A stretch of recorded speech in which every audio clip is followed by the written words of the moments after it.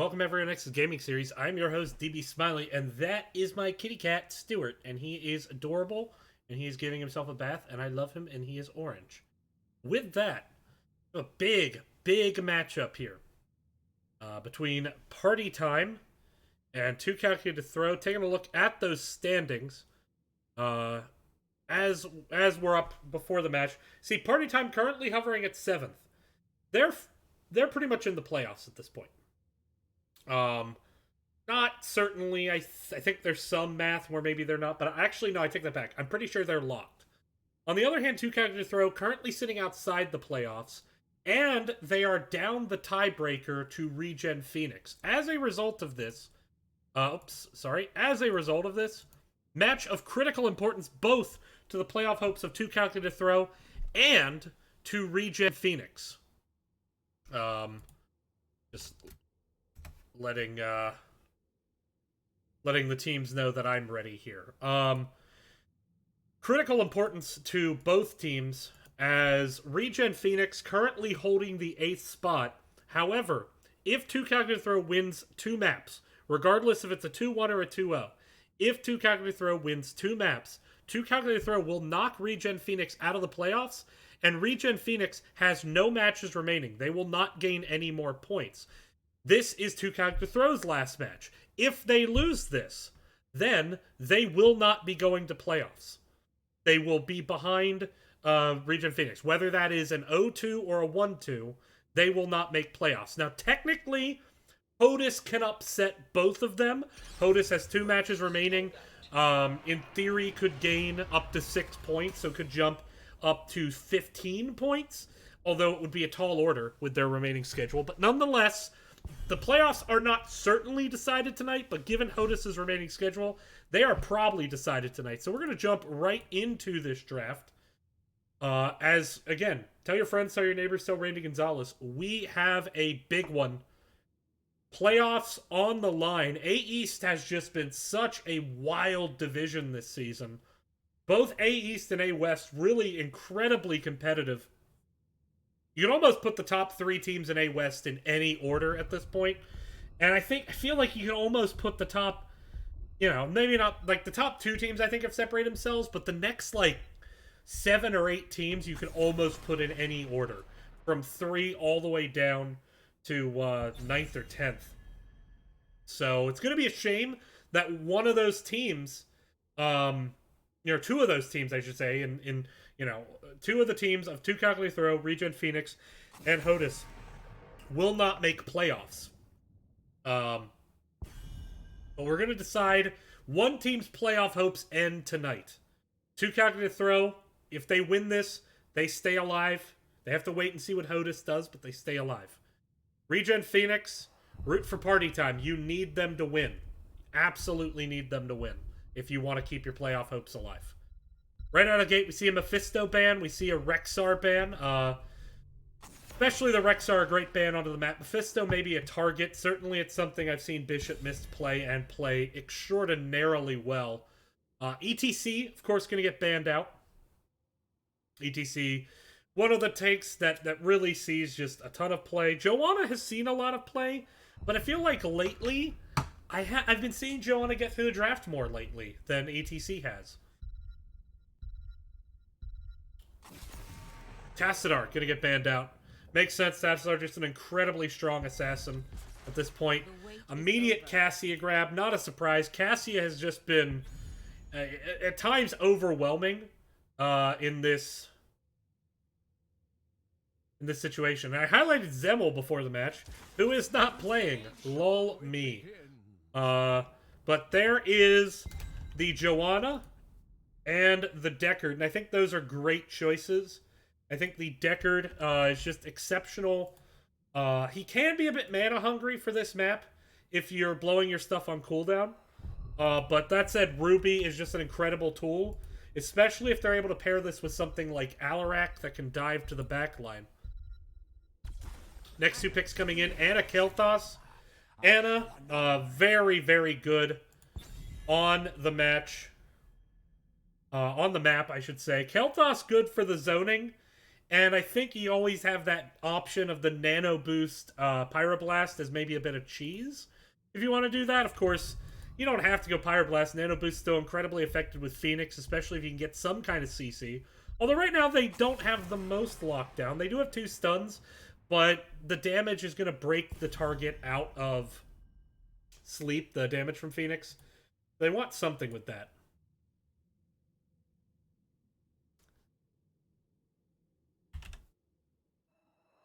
May, I should note, is banned. Mal'Ganis also banned.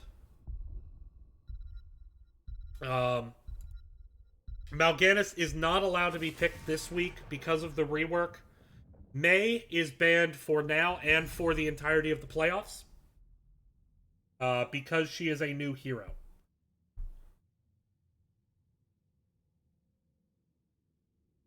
There we see the Raynor ban. Definitely would be good, especially with the Ace in the Hole option. Or Exterminator for the purposes of burning down camps. There's the Alarak. I figured we'd see that tonight. And Gul'dan, I love this combo. The Alarak definitely going to provide that burst finish potential. Alarak, good sustain damage, but even more importantly, exceptional wave clear, which when you have an Alarak, you lose a lot of that. So Gul'dan is just going to be an exceptional fill here. Last pick will be the solo lane out of Ekib. 2 picks to come here. 2Calculated2Throw. They grab Blaze Imperious. So main tank Blaze, presumably. It's going to be Imperious is the solo lane. Now, Imperious does not have wave clear. So if they do lose the objective on the side of 2Calculated2Throw, they're going to need to rotate up and help out. They do have the Kel'Thas that can help a lot. But that said, they have a ton of lockdown now. We talked about that Nano Boost Phoenix. Although you could actually Nano Boost Cassia with Fend. And that would be pretty deadly as well. Cassia is just so strong right now. Both teams with just incredibly strong drafts in my mind. About the only more rare hero here is the Alarak. But Alarak is always one of those heroes that if you play it well, it's just incredibly difficult, borderline impossible to deal with. Cassia, though, is really strong right now. It's just, I love both of these drafts considerably. But a lot of people in chat cheering. Everyone knows how important this match is. Again, getting into the mechanics here. 2Calculated2Throw has to win this to keep their playoff hopes alive. Right now, Regen Phoenix is holding down the 8 seed. Regen Phoenix needs 2Calculated2Throw to lose. One of their 2 playoff roads end tonight. Let us find out what will happen as we jump into the game. Well, as we jump into the loading screen, I should say. Best of 3. And what an exciting best of 3 it will be. As we get set to introduce our 2 teams. And on the left side, it is 2Calculated2Throw. Let's go ahead and introduce the teams on. It's going to be Fear on Kel'Thas. Ektar going to be playing Anna. Colonel Pants on Imperious up in the top. X-Havoc going to be a Blaze and iFeed on the Cassia. And over on the right side, Party Time. They're already in the playoffs, but they can improve their seed tonight. Ekib going to be on Leoric up in the top. Bishop Mist, Alarak, Schumann on Gul'dan. Chessclue on Joanna. And finally, it's going to be Steely Man on the Deckard. Riding that Derpa mount. The very, very derpy looking mount. Level 1 talents. Take a gander. Fairly standard across the board. Blaze will be globe stacking for that unstoppable. Great choice to take into the Alarak. So, you can see now the new weather effects coming into play. We have the rainstorm. We see the thunder. The thunder comes down. Gives everyone a little Rhaegar W around them for a bit. Increases movement speed. Was 25% movement speed. Which would have made Anna's life, frankly, miserable. I know because I played this with Anna. Been nerfed down to 15. Alarak goes for the combo. A little bit of a miss there. Gotta wonder if the movement speed maybe threw him off a bit. Blaze goes in, tries to lock down Bishop miss, but Joanna doing a really good job zoning off the follow-up damage coming in from the members of 2Calculated2Throw. Bishop miss very healthy at the moment. Gotta look at those mana bars, though, and those mana bars at the moment are favoring 2Calculated2Throw, who decide to take this opportunity. They know they have a second. They're going to go ahead and grab their fire bats, put those in the lane, as they then start to presumably look for this objective, although they certainly want to get this minion clear first. Imperius does channel the top point, and this is very much an interesting duel at the moment. Right now, though, Imperius is losing some of that soak in order to try to pressure E-Keep. Shumen, meanwhile, trying to clear up the fire bats while the rest of his team tries to hold the point as long as they can. Joe now stepping off. Gul'dan gets some good ease out. Gul'dan did go into the Q stacks rather than the E stacks, so try to look for that extra zoning potential rather than the hero damage, as well as that wave clear. Doesn't make it do more damage, but that wider length makes it where Gul'dan can say so much safer. Ooh, huge! Huge Discord Strike hits 3! And now 2Calculated2Throw just simply has to walk away. They got decimated by that. No kills, but my goodness. Alarak almost wishing he went the Discord Strike level 4, you'd imagine. Although, of course, if he does a good job staying alive, he will stack that sadism extremely hard. And once you start getting up to the 130s, I mean, he's just going to start one-shotting, you know, Joanna, or Anna, and Kel'Thas. Speaking of, not a one-shot, but still a ton of damage, and the follow-up from Gul'dan and Deckard was there to secure the kill on the Kel'Thas. First kill of the map. And that is going to keep this bottom point red for a while. E-Keep trying to take it back from Colonel Pants at the moment. But E-Keep doing a little bit better job soaking. Party Time currently with almost a level lead in XP, and certainly you don't want to see that on the side of Party Time. On this map especially, which is a 2-lane, it makes it much harder to get back that lead if you lose it.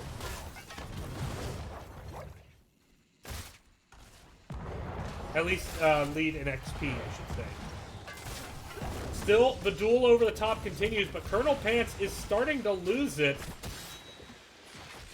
Trying to keep an eye on both. Imperius does finally go down, and that may spell an objective for the side of 2Calculated2Throw. It is almost done. There's the Discord Strike. And here they come. Blaze going down there. Up in the top. Much more poultry wave. Leo should be able to handle that. Leo did go into Neil Peasants. That does help against the objective, as they count as monsters. Now pushing up this bottom, already the wall down. Party Time with a big chance to get an early lead here. Gotta avoid the living bomb spread, they do. And that bottom fort has gone down. And already that level lead has grown at a level and maybe like 1.2 levels at this point.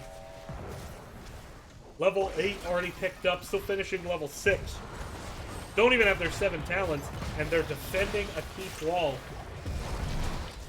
And once again, Bishop is just denying everything with these silences, chunking out just so much damage. But now Deckard, not the best at defending retreats, so they are just going to want to mount up and walk away, and they do. And that's the wise decision. Deckard, great for putting potions down for people to come back to later. Also great at that Ruby, at that engage healing. But the poke healing, not as strong. So wise decision not to force out a poke war and just go ahead and rotate their camps and try to push their lead to level 10. Look for an opportunity there. Speaking of an opportunity, looks like a gank attempt coming in onto E-Keep, and the spear lands, but Spooky Ghost, by the way. Thunderbolt.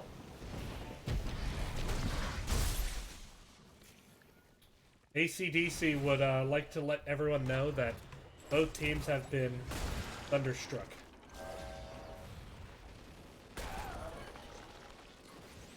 Yeah, no, it wasn't very good. I'm sorry. But with that, Imperius soaking the bot lane at the moment. Looks like we're going to see that lane swap. And with top fort wall down, I expect we'll continue to see 2Calculated2Throw pressure this up. They do almost have level 10, so they need to be patient for the time being. That is going to make them lose their fire bat. But that said, a big chunk of damage coming out. Alarak, 126 sadism here. And now level 10 on the way, but the engages come in, and Cassia starts popping off. She collects 2. The big key is making sure that Alarak gets out of there, which he does, but that was 2 kills right before 10 hit, and that was huge for the side of 2Calculated2Throw. Might be enough to keep them in the game. They are going to make a boss play. They do have a bruiser camp, though, on their bot wall, and it has already taken out a tower and about to take out a gate. Joe's stepping up. Leoric as well. Alarak is on the way. If they get a kill here, it might be worth. They step onto the point. They do kill Blaze. Here comes Alarak, and he cleans up 2 more. And you gotta wonder if that boss play may be just a bit too greedy, as Cassia goes down as well. 4 for 1, trading out for the Leoric, and 2Calculated2Throw just took a huge hit, not only to their hero count, but also really you got to imagine to their morale. You think you get those 2 kills, should be easy peasy boss, right? But they don't really have the best boss burn. Gives time for Joe and Leo to step up, and Alarak comes in with the finishes. Top 4 has just melted, and now already pushing objective and channeling is party time. We're putting together a pretty dominant performance here in game number 1. Last time I cast party time on this map, it did not go great for them. They struggled against the Genji. This time they have looked picture perfect, although I will say, Joanna there maybe staying a bit too long. Boss has gone down. They have saved the keep for now, but here come the Zerg. Much more paltry wave once again on the bottom. Blaze goes in, they get the spear on to Gul'dan. Sleep trying to bail him out. He does finally go down. Gul'dan just a little bit far forward there. And that's going to neuter this push quite a bit, as Joanna has just spawned in base. They're really kind of 2... I would call them kind of careless deaths, I think, on the side of party time. And, oh, if they lose Alarak here, they're going to lose Alarak here. That is resetting his sadism. Not sure. Things just kind of unraveling a bit there for party time. I don't know if I chalk that up maybe to the cockiness, overvaluing the objective, undervaluing the engage potential, but in either case, 2 pretty... I'd say questionable deaths there on the side of party time. We'll see if they can recover, or if this is where 2Calculated2Throw starts what would be an absolutely massive comeback, given macro-wise what the game looks like at the moment.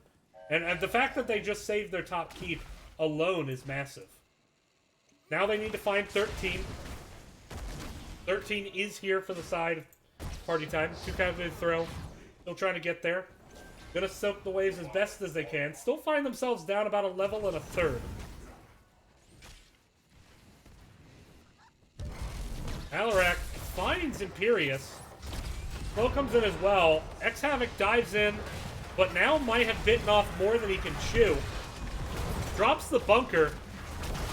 Bunker has melted out. There's the unstoppable, but not going to help you when the Entomb comes in. Imperius goes in, gets a double spear, but it's not enough to secure the kill. Bishop missed, though. Down to 30% health, and actually drops there to the AoE kind of burning rage that Imperius has. As does Gul'dan go down. Now Cassia dying as well, so it's a 2 for 2 at the moment. Colonel Pants goes back in, throws the spear, getting the heals from the Anna, but it's one of those situations where Imperius just having a hard time getting out. It's ultimately going to be a 3 for 2. Top keep has gone down, meanwhile, to the catapult pressure, and with a catapult and a bruiser camp in the bottom, they're looking for this bottom keep as well. This is the last structure for 2 Calculated to Throw. Down it goes. Party time looking for a chance to close this game out. You gotta think a 100% Zerg wave would do it. What do they want to do? Are they gonna go for this camp? I think that's... They're at least scouting it. Alarak's currently bottom. I don't think they're gonna... No, they are gonna go for this. Recognizing that the members of 2 Calculated to Throw were clearing bottom. That said, Imperius, I think, scouting out the members here, but Party Time has grabbed the camp. Here comes the lightning.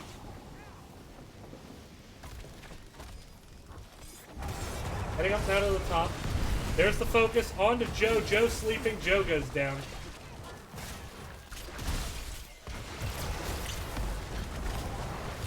Now, top is going to be captured.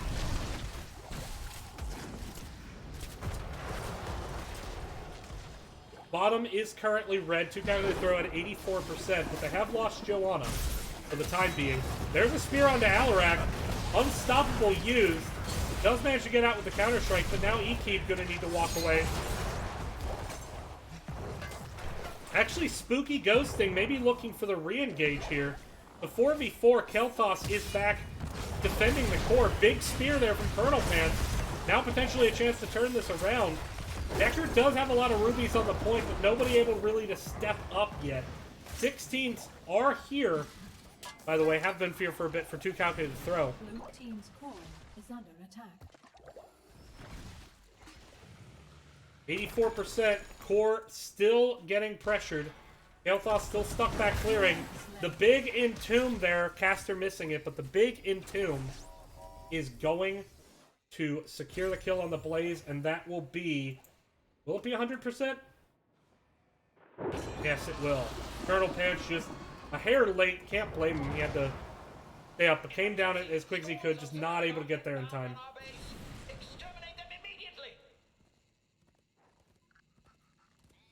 And here comes the focus. And actually, Kel'Thas about to get engaged on here. Counter-strike used to be unstoppable there. Anna goes down. Great kill. And good flank there by the members of Party Time. And now they're turning their sights onto Kel'Thas. And Alarak just ends Kel'Thas' day. And that's going to be map number 1.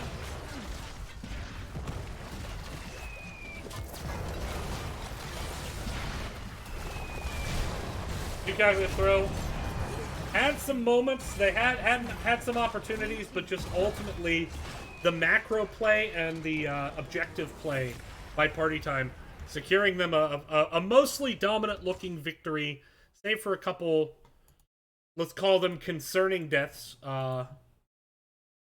in the mid-game. But with that, I mean, Alarak's damage, Bishop missed, just living up to his reputation on the hero.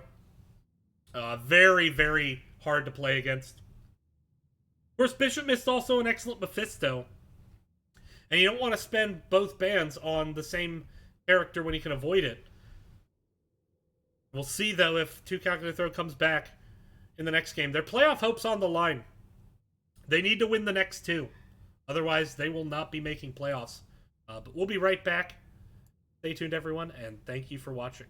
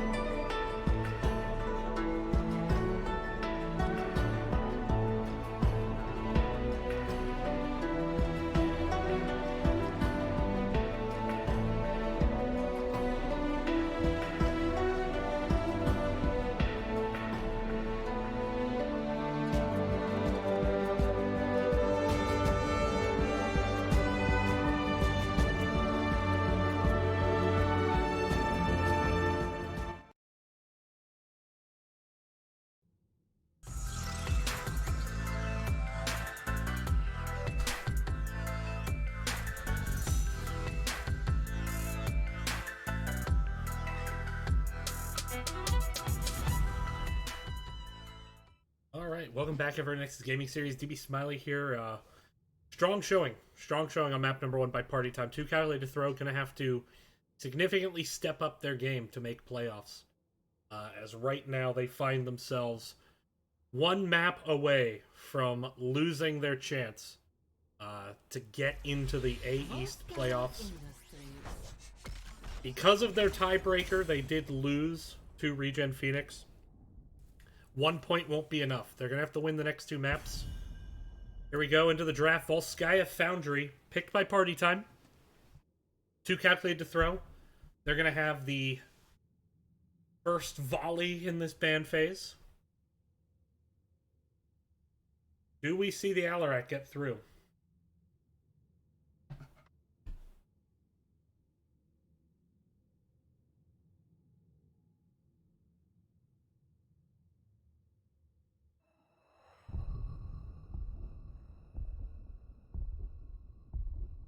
We are going to see. Holding this ban for quite some time is 2Calculated2Throw. And it is Mephisto still. Not wanting to deal with that. Last map, they banned out ETC, memory serves. Do they stick with that? Do they maybe look at the Alarak, which I thought hurt them quite a bit in the last game? They maybe ban something else that can be strong on the map, like the Deckard Cain, which we saw. I think all those are viable. Tassadar banned out once again by Party Time. Rexar was banned first on the last game because of the map. I do not suspect that Rexar will be banned on this map.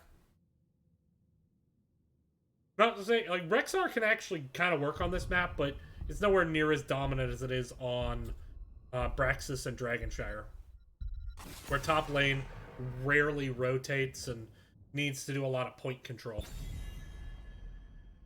Deckard banned out, so they are potentially letting the Alarak through, but in exchange, they are denying the Deckard Cain. Ruby, incredibly potent on this map, as well as being able to use potions to prep an objective for your team, especially with that 13 super potions. Makes it very hard to lose a team fight. Cassia denied by Party Time, respecting the 58% win rate that the hero has lately in Storm League, and it's been just really strong, it feels like, in organized play. First pick coming in. ETC. So 2Calculated2Throw. Let's see ETC through the bans, but Snap picks it immediately. They wanted the Cassia last time around. With Cassia banned, letting it through. Pokeflute gonna grab the Anna, as we do have Pokeflute subbing in for this game for Schumann, actually. The Sealy Man still in the game. Those two normally have been the healers, but when Pokeflute's in the game, I believe it's been always Pokeflute. Correct me if I'm wrong. And then Greymane Stukov. So the Stukov is an interesting pick. Can actually be strong into the Joanna, especially since Unstoppable no longer blocks or removes his weighted pustule. That can help things like targeted excision, and of course Super Strain very good into Joanna Condemn. Has actually both teams swapping someone out. Looks like Ektar traded out for Zemel for this game as well. Zemel jumping onto that healer role. Ektar did heal in the last game on Anna. Alarak gonna get banned. Not too surprising. Especially if you're going with the Stukov. Stukov really has a hard time with Alarak. Because Stukov wants to be stationary to drop E. To look for things like root combo.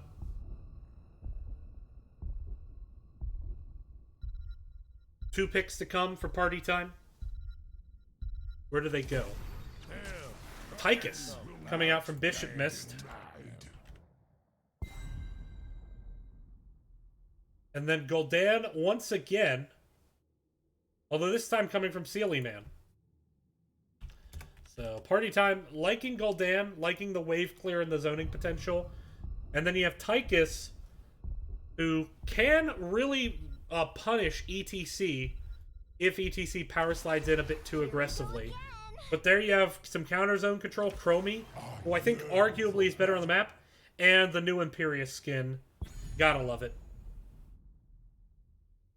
Colonel Pants jumping right back onto Imperious. Fear picking up the Chromie. I do quite like Chromie on this map, especially with the ETC and the Imperious. It's a lot of CC. You have a lot of poke, which is good because it lets Stukov play a bit more safely. As Stukov will be able to counter out a lot of Gul'dan's AoE damage, though we'll struggle with Tychus' single target. And there's Malthael, picked up by Ekeep. Thought the Leo was played actually very well by Ekeep in the last game. And to an extent, I'm actually surprised to see the switch. I think Leo is the better pick here. Into the Stukov, into the Chromie, into the Imperious. But Malthael is a comfort of Ekeep's.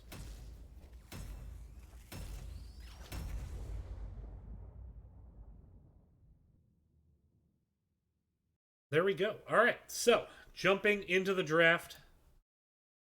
Taking a look at the drafts. Jumping into the game, excuse me. Taking a look at those drafts. I like 2Calculated2Throw's draft better, but you do have the Nano Gul'dan and the Malthael, and those can be pretty critical teamfight turning things. I just worry about engage. I don't think Party Time has a lot of engage. If it comes down to mechanics, I liked Party Time's play in the last map.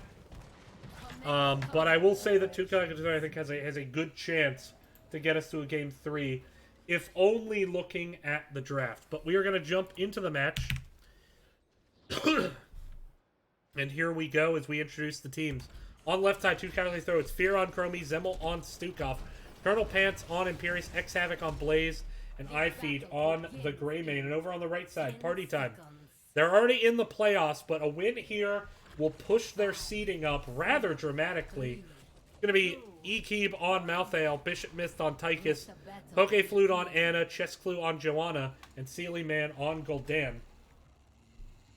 Take a look at those level 1s. Yeah, there's every incentive for Party Time to win this game, although they just need to win this series to improve their seeding. They would jump. They were originally on the 7 line. I think it would put them all the way up at 5 if they won here, which gives them kind of a better line, you would argue, to getting to the quarterfinals. Quarterfinals for all of Division A, semifinals for A East specifically. Take a look, weather effect on this map. While it's snowing, people get a shield. It doesn't make any damn sense, and nobody likes this mechanic. Why is it in the game?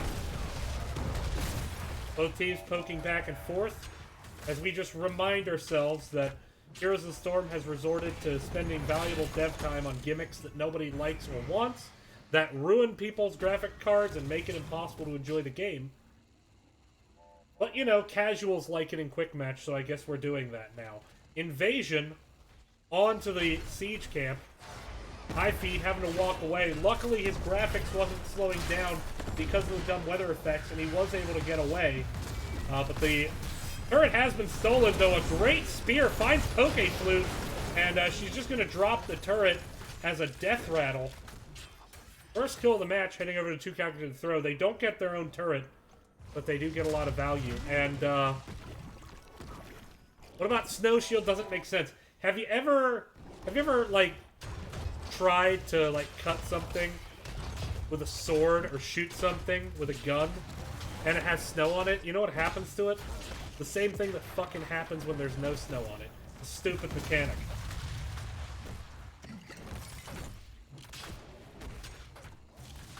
Quick rotation by 2Calculated2Throw. They do find the healing totem. Trying to get some damage on the Joe, but the Iron Skin going to nullify out most of it. Tychus did go into the rhythm, so we're going to watch how that stacks over the game. We're going to watch how that stacks, much like the Snow Shield, which makes no sense. and is just a really stupid mechanic that never should have been put in the game.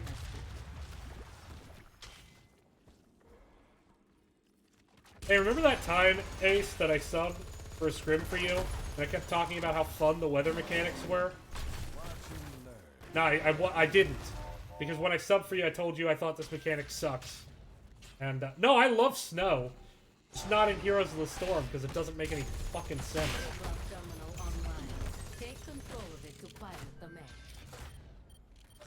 I hope the graphics this year are enough that they remove this from the game. Both teams rotating well. Pretty even on XP. Okay, snow falling, that takes days and months for the snow to get that high. It snows for 2 minutes. It snows for 2 minutes. Literally 2 minutes.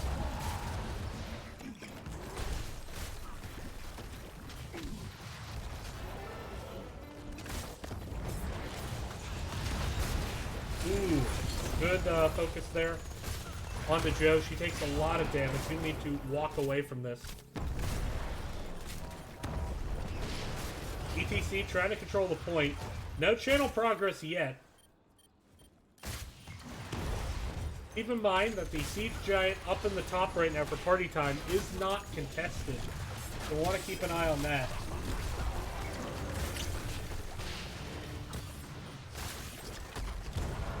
See it up there. But now, 2Calculated2Throw has gained control of the point. There's the spear on the Gul'dan. Follow-up wasn't really there. Looked like the rest of the team was pushing on the point. There's the silence on the Joe. She does get out to pop the Iron Skin. Healing Totem has been dropped. Good time trap, actually, to give time for the Healing Totem to heal up the members of 2Calculated2Throw. It was 60% and counting. They have some good progress made. Meanwhile, Tychus up to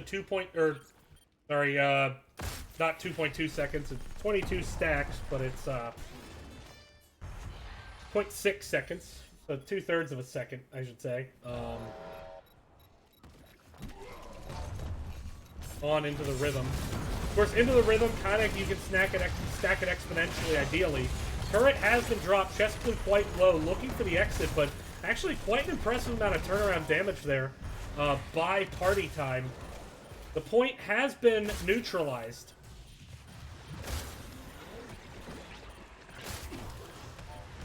There is the totem on to Stukov. Stukov did go long pitch, so he's definitely going to want to be looking for those double opportunities for the CDR. There's a good spear in the follow-up on the E-Key. ETC zoning out the rest of the members of Party Time. Party Time just having a hard time getting on this point. Joanna does finally go down. And there you see, I think, just the sustained healing from Stukov and the poking power of Chromie on display. But that said, up in this top lane, there's been a lot of progress by this camp, already weakening this wall rather severely. Blue team has taken control. The Triglav Protector coming up to the top. Top turret has gone down.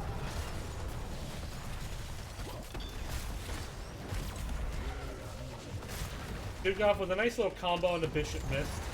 Really the follow-up damage, though. Now Stukov is slowed and gonna need some help here.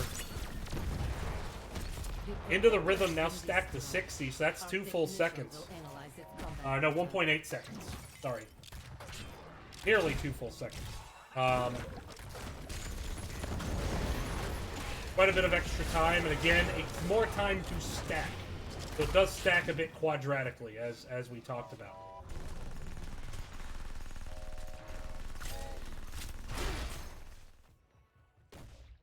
Go on it, checking the healing camp, not finding anyone, but 2Calculated2Throw in good control of this game right now. Oh, Zemmel needs to be a bit careful here. Does back up at a good time. Zemmel, 10 stacks of Fetid Touch. Very much you want to get that to 15 as quickly as you can on Stukov, because it is just dire to get that mana reduction as well as that cooldown reduction to synergize with long pitch.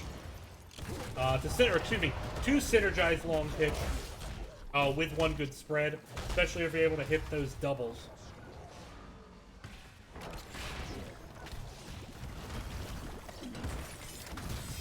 Spear there. Looking for the follow-up, but E-Keep gets away, and actually damage being turned around. There's a big fear onto Imperius. And down he goes. Chromie with the ice block, trying to save herself. Chromie does go down, though, and that is 2 turnaround kills there. And that's what we talked about, a bit of an over-aggressive engage. Under the towers, and not really with the angle to secure the body blocks needed. And it's Malthael, so body blocks don't help too much anyway. And the turnaround comes fast and furious. And takes out Imperius and Chromie. Great Horrify there. On the side of Sealy Man.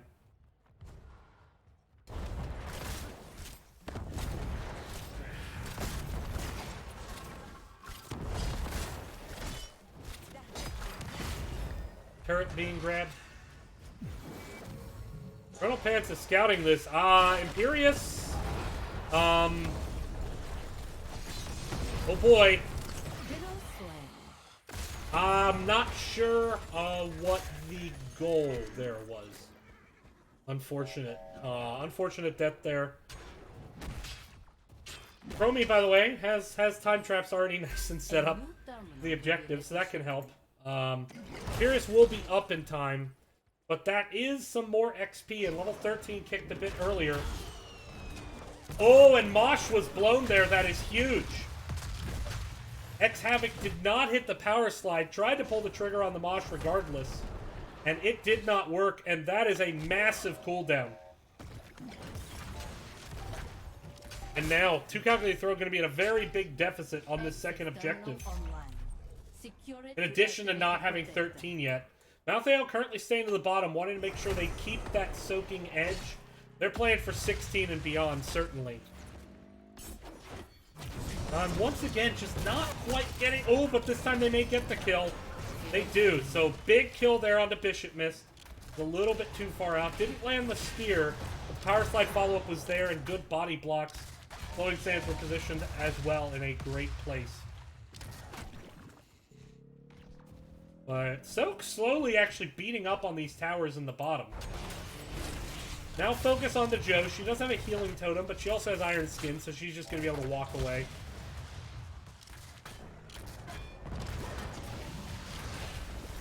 Love this positioning. They leave Stukov in the back. If people need heals, they can come to Stukov. But in the meantime, they're leaving ETC up front. The zone, they're letting Chromie kind of poke away. As well as the Greymane, while Imperius side soaks. And they get the second objective of the game. Now, the first objective, they really didn't get a whole lot with. They didn't get the waves cleaned up and ended up not really getting much at all with it. Let's see if they can at least get a fort here. They're making a play for this top fort, but they are pushing against a 5-man defense, including a Odin Tychus.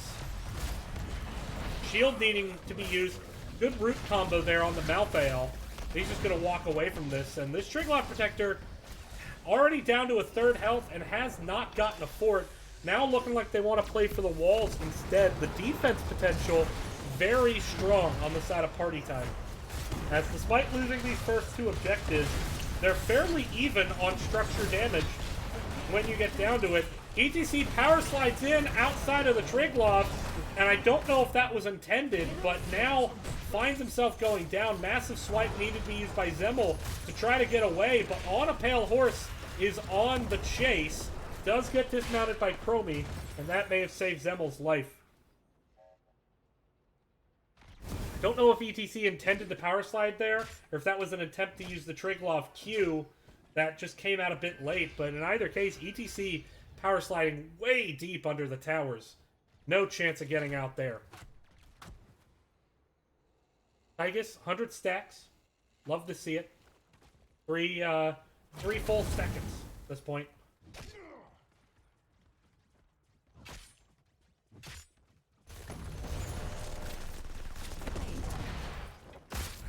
Turret now grabbed. No is falling, so the teams do have shields. And what will be the 3rd dumbest mechanic added to the game in this patch. The first being the rainstorm, and the second being the fog. 2Calculated2Throw has gotten objectives, but they're just, correct, they're not getting any value from them. think it might be worth considering who is in the objective. Almost might be worth having Imperious Greymane outside to look for combos, or Imperious Chromie outside just to look for some kind of combos. Because at the moment, they're just not able to pressure up. They're not really getting enough damage onto the enemy heroes to prevent them from just 5 defending. And despite those 5 defenses, still leading in soak by almost a level.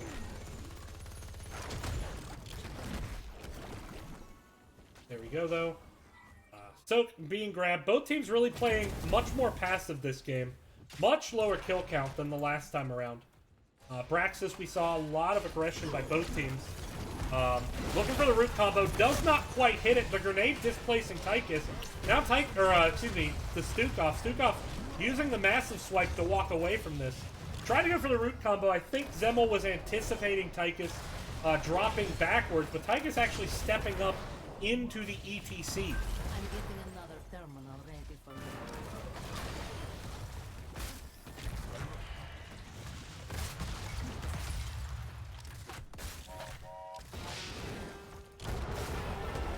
Wow. Yes, I don't like the weather mechanics. This is hopefully not new. Look, oh, great engage there by Joanna, and Chromie just buying herself time. Mosh used, but it is gonna not get any value. And that is unfortunate for 2Calculated2Throw. They were trying, I think, too hard to push into this fort and finish it, and it was against the 5-man, and I think they needed to recognize that and back up.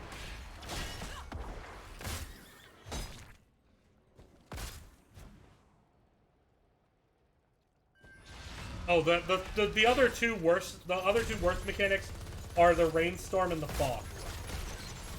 May's mechanics are not in the top 3 of things added to this patch.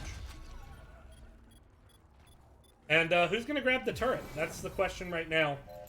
Malthael starting the channel here on bottom. 2Calculated2Throw now down almost 2 levels. They have to take a fight before 20. Their playoff lives may depend on winning it.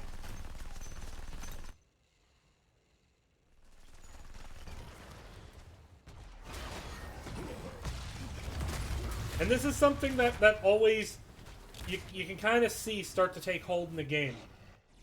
Is that the better team isn't the one that wins the most objective, it's the ones that get the most value off the objective win. Oh my god, huge 3-man root combo! Zemel just may have saved the game there!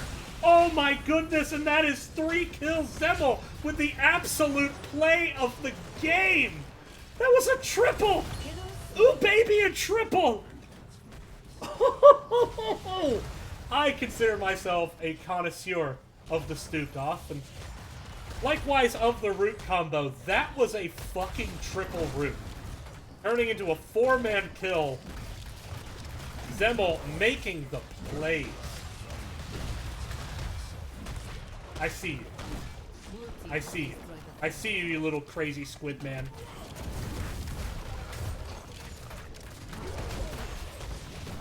Oh my god, that was nasty.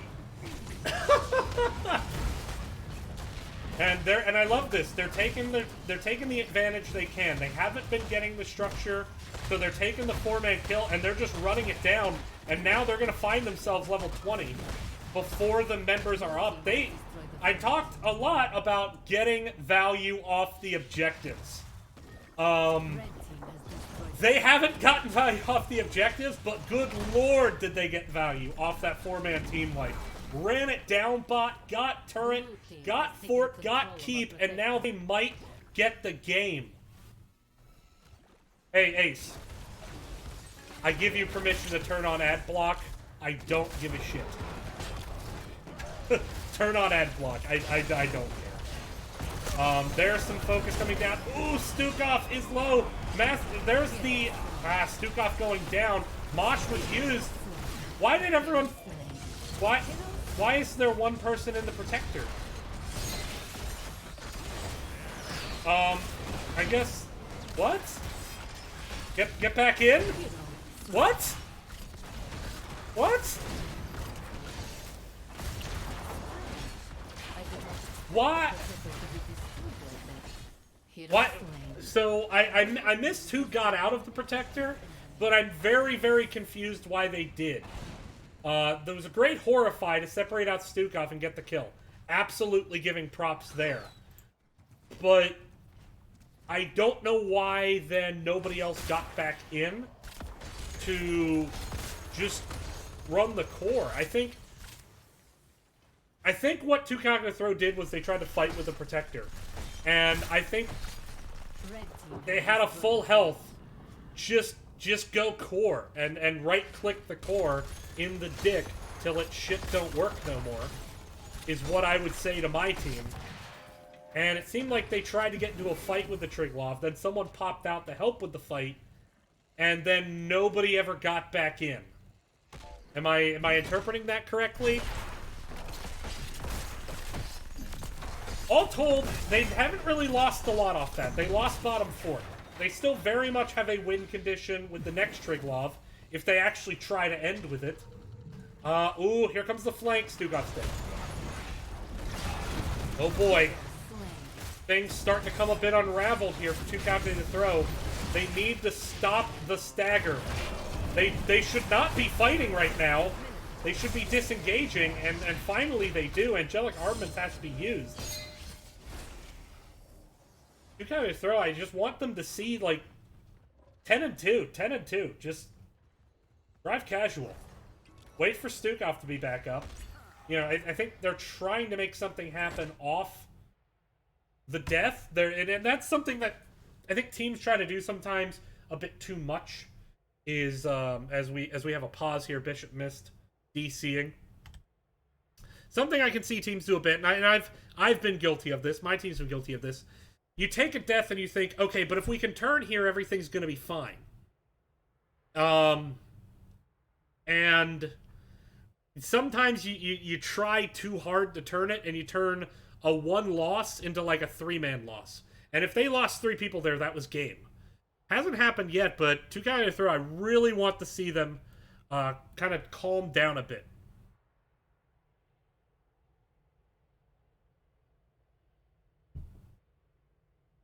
But we're going to see how long this pause lasts. Okay, looks like we're getting back. People are indeed back.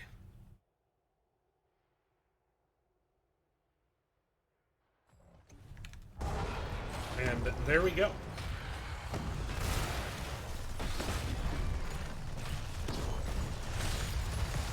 Red team has destroyed the fort. The fort goes down, but they have not lost a keep yet.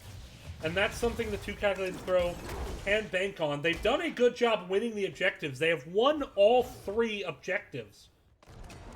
They have killed 0 structures with the objectives. But they've at least won all 3 with them. They just need, I think, to get to the objective, play the way they want to play, and then actually take the objective and run it down core. And if they can do that, then I think they can get us to a game 3. But I'm worried they've tried to be a bit clever a couple of times, and they've paid the price. Oh, there's the focus. They're looking for Malthael. And they do get the pick, and that is massive. Now, Malthael has come back, but that is a Bless Shield and a Horrify disengage. Both the 5-man Bless Shield and the Haunt are now down. Take control of it. Whereas all of the alts are available on the side of 2Calculated2Throw. Now, E-Keep is back, but that is absolutely massive. ETC looking for the clever flank, gets spotted out by the Malthael. ETC mounting back up. He wants that flank mosh. Chromie getting the slowing sands up front. 37% and counting. Odin has been popped now. Here comes the big red button. ETC flanking in. He's going to get the mosh. Does get interrupted by the Condemned, but it's enough to get the kill on the Sealy Man. And that might be the first if they can get more. Ooh, X-Havoc is low. Has to watch out for the Last Rites. The Last Rites is going to kill him. But Joanna has gone down as well. Zemmel so low, running for his life from the Tychus Odin. Chromie goes down. Bishop missed. Still alive. Big red button. Can they get the kill? They do get the kill onto Zemmel. It is 2v2 at the moment, but there is the Odin going down to the Imperious Greymane combo. They're going to try to end with this. It is only Anna defending. They do have 3 catapults stacked. I think they can do this. It's all about protecting the Greymane. On the other side, Anna got to do everything she can to disrupt that Greymane. Put him to sleep and don't wake him up. No, the sleep dart misses. The shield's starting to work down. Greymane is taking the shots, but now they switch to the minions. Greymane needs to move away from it. Greymane, though, is still low, taking attacks from the Anna, but the core is down to 5, 3, 0. And 2Calculated2Throw pulls it out and wins the game. You look at the objectives of this game and you think, okay, 2Calculated2Throw dominated, right? They won all 3 objectives, but they really didn't. Absolutely crazy game. Crazy game. To summarize, 3 objectives won by 2Calculated2Throw. I think they died. Like, I think most of their 17 deaths were during times they had objectives. They were snatching victory from the jaws of defeat they had just snatched from the jaws of victory. Just crazy game. Great pickoff onto Malthael to get them control of the point. Great pickoff onto Gul'dan. I love the discipline we saw, though, out of Party Time, getting the turnaround kills, but ultimately just that Imperious Greymane combo too strong. Gotta give a huge shout out to Stukov. Had some really... That root combo took what could have been a level 20 versus 18 pushing core and turned it into now 2Calculated2Throw could win the game. They didn't win the game off it, but that one Zemel play was massive, and that's the value of Stukov root. Absolutely critical. If this series, if 2Calculated2Throw manages to win and get playoffs, that is one of the most decisive plays I've seen. Certainly play of the game contender. Although we have one more map to play, and we'll see how that goes. Thank you all for watching. We'll be right back.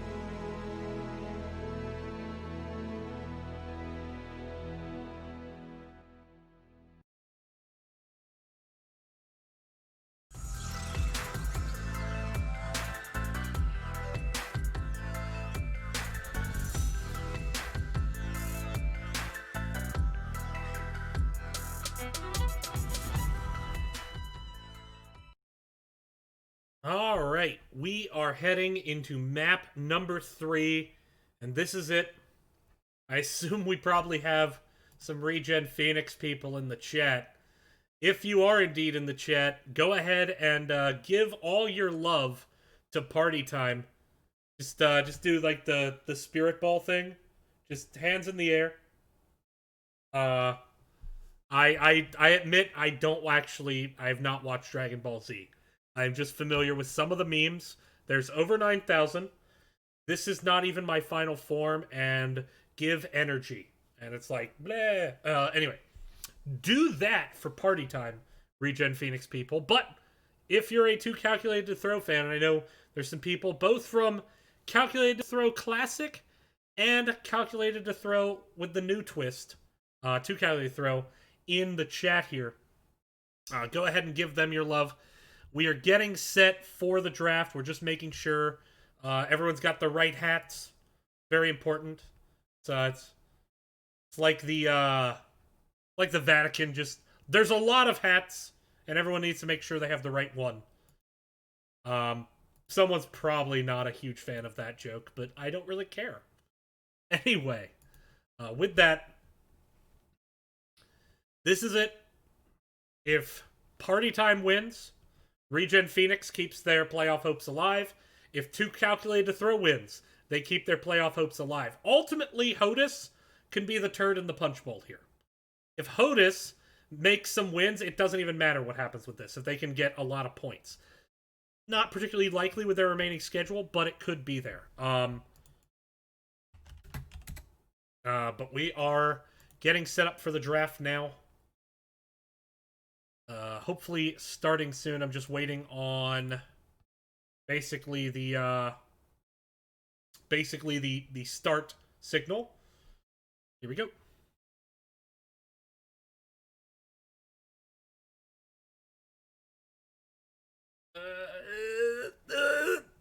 There we go. I got kind of left. Sound was messed up, but we have fixed it. This is the decider.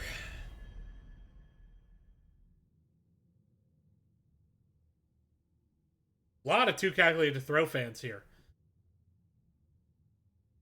By the way, if you're a Party Time fan, shouldn't you be rooting for them anyway? Don't you want them to get the better playoff seeding? Where are my Party Time fans?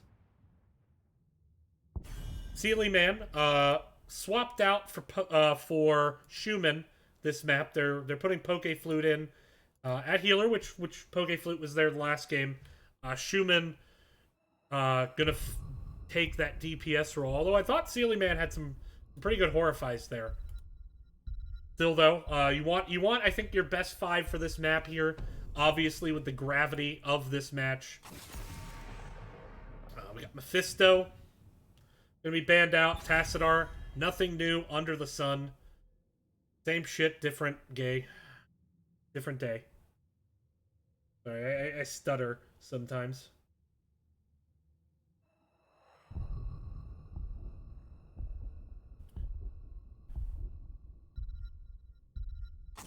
That is 2C2 has a big roster. I keep calling them 2C2 because it feels better to just say 2C2 than 2C2T.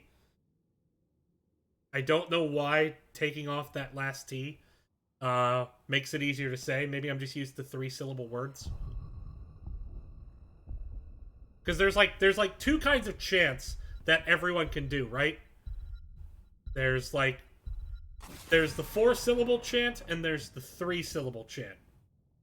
So there's like 2C2, 2C2, 2C2 versus 2C2T, 2C2T. Right? And which is better? The 3-syllable chant or the 4-syllable chant? In my mind, the 3-syllable chant.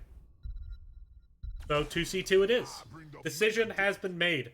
The smiley has spoken. ETC first pickup. Same bans as the last match by both teams. Chest Clue, grab an ETC. I think, if I'm not mistaken, it's been Joanna both matches so far from Chest Clue, but I I very well might be mistaken. Rhaegar, Joanna. Good combo to open on this map. Especially getting your tank Joanna. I'm a firm believer in the Gar. Rhaegar does actually bring some burn potential here on this map. Definitely one of the better healers at single target damage. Doesn't have the most sustain, but on this map you tend to want to be much more aggressive. So I think that's, if they're going to pick their healer up here, that's the one to pick up. That does leave up Raynor, potentially with Exterminator. Artanis also potentially on the table. We have an Abba. I did not expect that. I did not expect an Abba on Battlefield of Eternity. Although, that said, actually, it can be one of the better maps if you're really focused on the team fight. I just admittedly didn't expect it. The Ana picked up, so nobody's picked up any burn yet. I think Artanis is very pickable for party time because you have Suppression Pulse as a way to counter out Bloodlust. But speaking of Bloodlust, I feel like 2C2 just banned out the hero that party time had to ban out. I mean, 2C2 obviously doesn't want Raynor from the look of it at this point, but it's just surprising to me that they banned out a hero that party time couldn't afford to give them, I think. So now that lets them ban out Greymane. That's the top 2 auto attackers down. Tacit are banned out as well, so you don't have the Bloodlust Archon combo, aka the Blarcon. I'm kind of surprised by that ban from 2C2. Let's see what they pick. Imperius, once again, nothing wrong with that. Lunara, gonna be the choice, I fear. Lunara. I like the Imperius pickup. I think it's been played very well this series.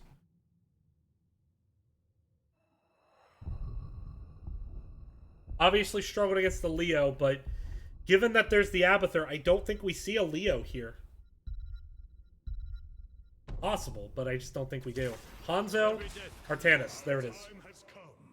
I expected Artanis to get grabbed because of the Immortal Burn and the Suppression Pulse.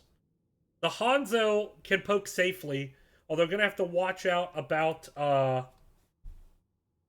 Lunara Dive. That said, it is Ekeeb flexing onto the Hanzo, so not playing the solo lane this game.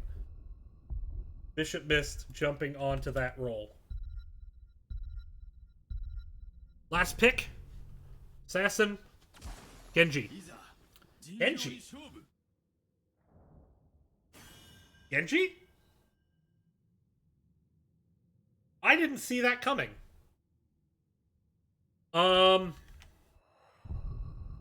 It's a lot of dive. It's a lot of dive.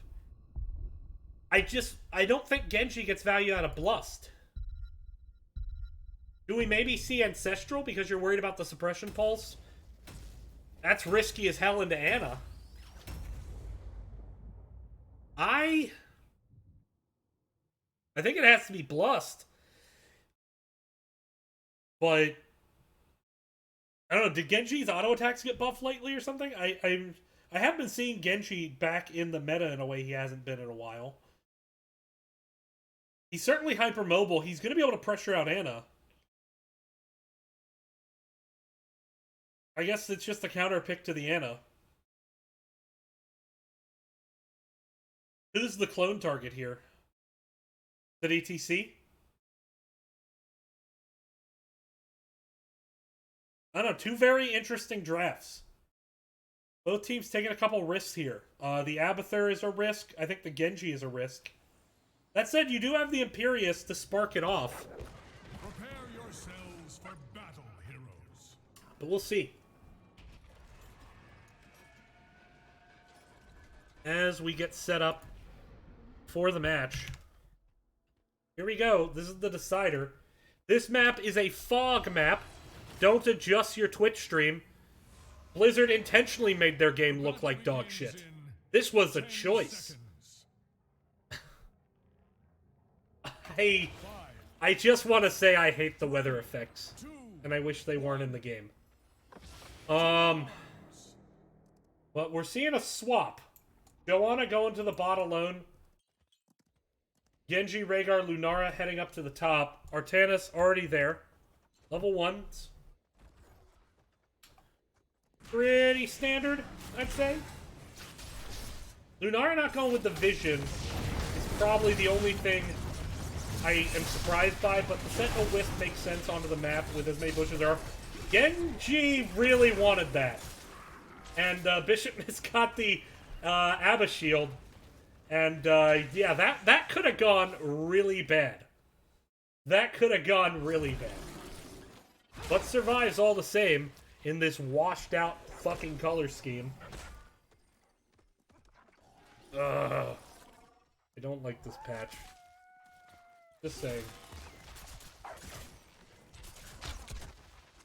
Alright. So now back down the bottom, doing the usual soak thing. That damage onto Artanis pays off. It does force the tap. I think... Yes, exactly. Isn't it cool that any tank can become invisible and stand anywhere on the map? What a great idea! In a fucking strategy game. That's about vision. Reacting.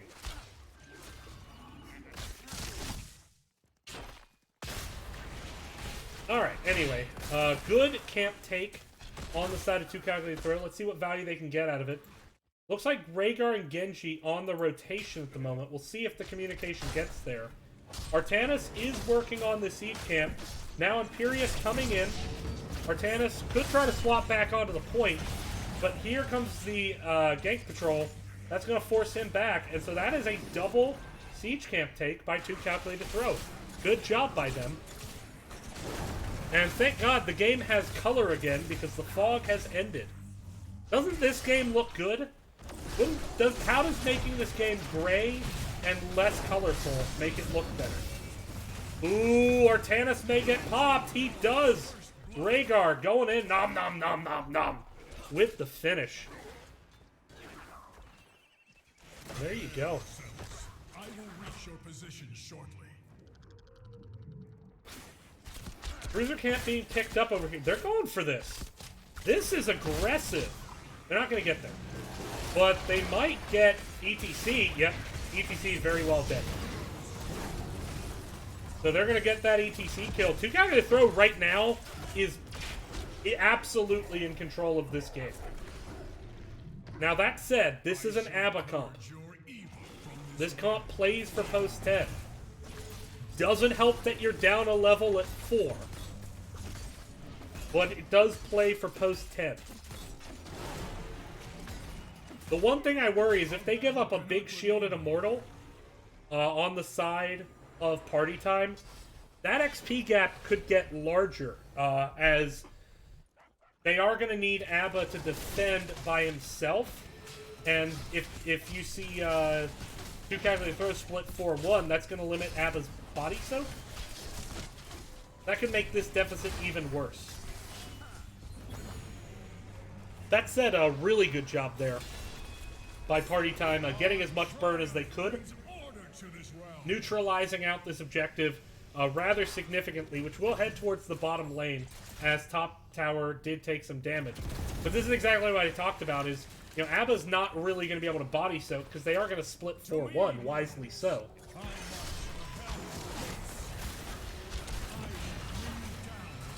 But I love the aggression we've seen from 2Calculated2Throw. Maybe he was looking for a swap there, didn't hit it. And a sleep dart down for a second. The shield has fallen. Joe's stepping up, though, wanting to look for the Ana. Power slide swap. Iron skin used. Joe going to be able to walk away from it. They get about 40% onto the bottom fort. I don't know what noises I just made with my mouth, by the way. There are whales off the coast just losing their shit right now. Or whatever the fuck I just did. Artanis coming back top to relieve. You stand relieved, Abathur. Abathur, yes sir, I stand relieved.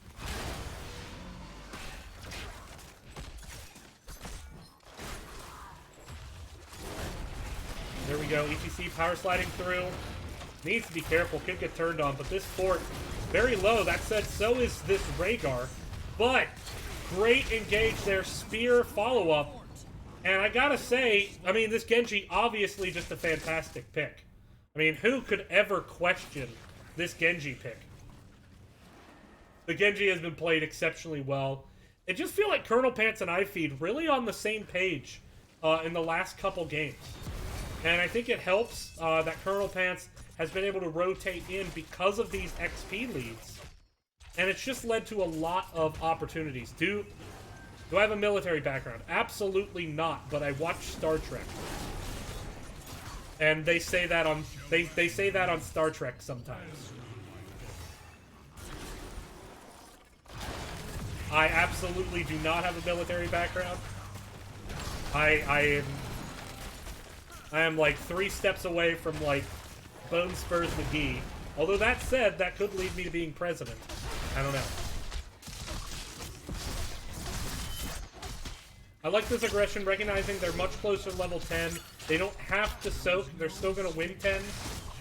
But taking the opportunity to get some structure damage, because if they're able to win the next objective, that will potentially pressure up a keep wall. Abba, meanwhile, having to deal with this bruiser camp at the bot, he can body soak it, but he really can't clear it. I mean, what's he going to do? Slap it to death? He may have tried. Schumann is quite low at the moment, but a big lead here by 2Calculated2Throw. 2Calculated2Throw on the doorstep to the playoffs. This is a massive game for them. Regen Phoenix gotta be sweating right now. Regen Phoenix struggled early in the season, had a pretty good mid-season, got a lot of wins, but not able to clutch out that last victory they needed to clinch playoffs. It would be a real shame if they didn't make it, though. I think it would be a real shame if 2Calculated2Throw didn't make it. One of them isn't going to make it. But the Regen teams have always been good representatives of NGS. And tough to watch this on. I love this decision. They're going the opposite way. They have the full shield. That has to be defended. They can't leave it, but they have the 10. And they are going to push bottom. This is a great decision. Until they die. Then it's a bad decision. The great decision up to, but not including the point that they die. Wave being pushed up. Got to clear this on the side of party time. 2Calculated2Throw blows the bloodlust. They want this wall. Immortal hasn't even gotten through the fort yet, and its shields are down. So Abba doing a lot to help defend that. And, ooh, there's the engage. Looks like they want the Genji. Hanzo arrow follow-up. Mosh Pit used, catches Rhaegar, gets interrupted, no damage follow-up. There's the clone. It's the Artanis suppression pulse used. Trying to look. Oh, Genji not able to get away. Chest Clue power slides in. Death Rattle power slide. Does not secure the kill onto Lunara. Eye of Horus comes out. Just trying to get heals. Trying to get heals up onto the front line. And it picks off Lunara. Pew, pew, bang, bang. Colonel Pants goes down. Oh, that was a great kill there. And great chase. Recognizing Eye of Horus was used. They had the healing. They had the damage.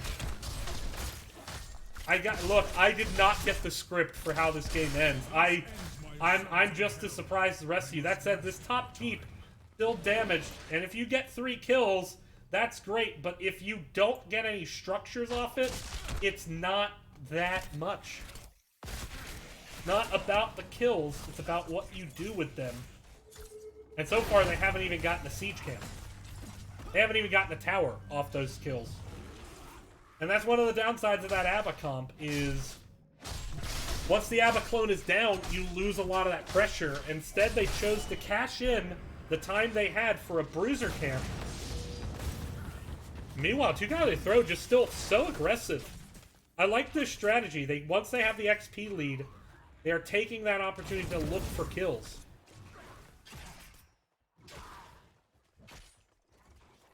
This is a massive game. By the way, we are bringing another game tonight, Artemis versus Choo Choo Boys. That should have started at 10:30. Got permission from both teams to pick that up after. We will do a brief interview with the winning team, but it will unfortunately have to be rather brief.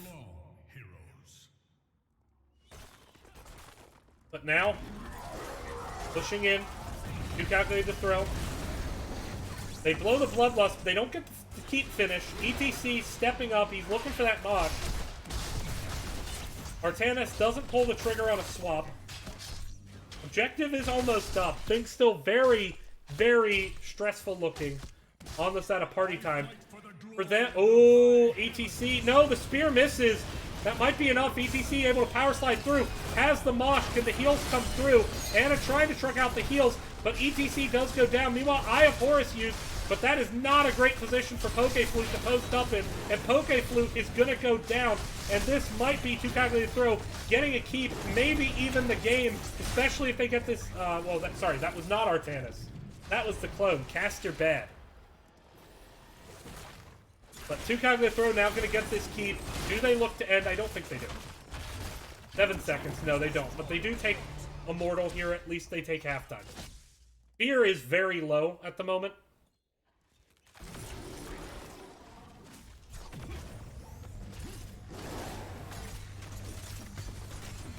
Calculated2Throw needs this. This is their playoff life. They have to win this game to make playoffs. It is a zero-sum game. It is either going to be Regen Phoenix alive or 2Calculated2Throw. And right now it looks like it's going to be 2Calculated2Throw. They get halftime, they get their taps. And they are going back in.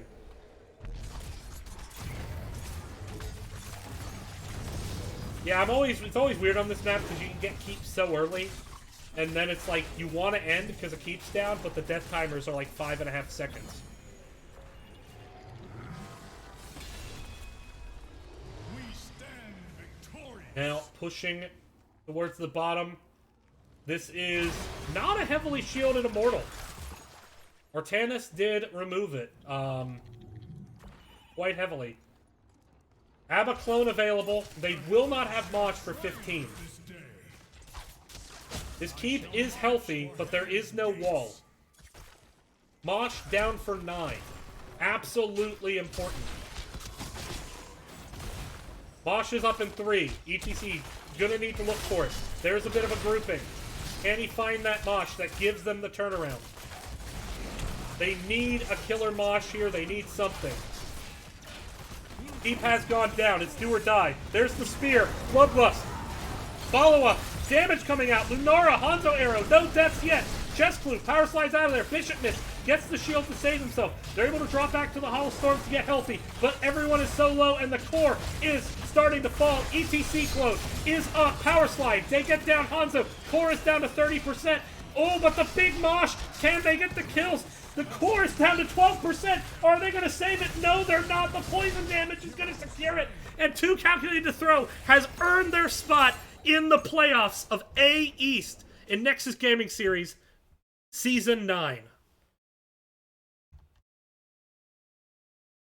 Oh my goodness. And that is massive. Obviously the big storyline. 2Calculated2Throw, they make playoffs. We're going to see if we can talk to them real quick. Obviously, they imagine they're celebrating right now. We do have to get to another match, so we got to keep it short. I will be right back. Stay tuned.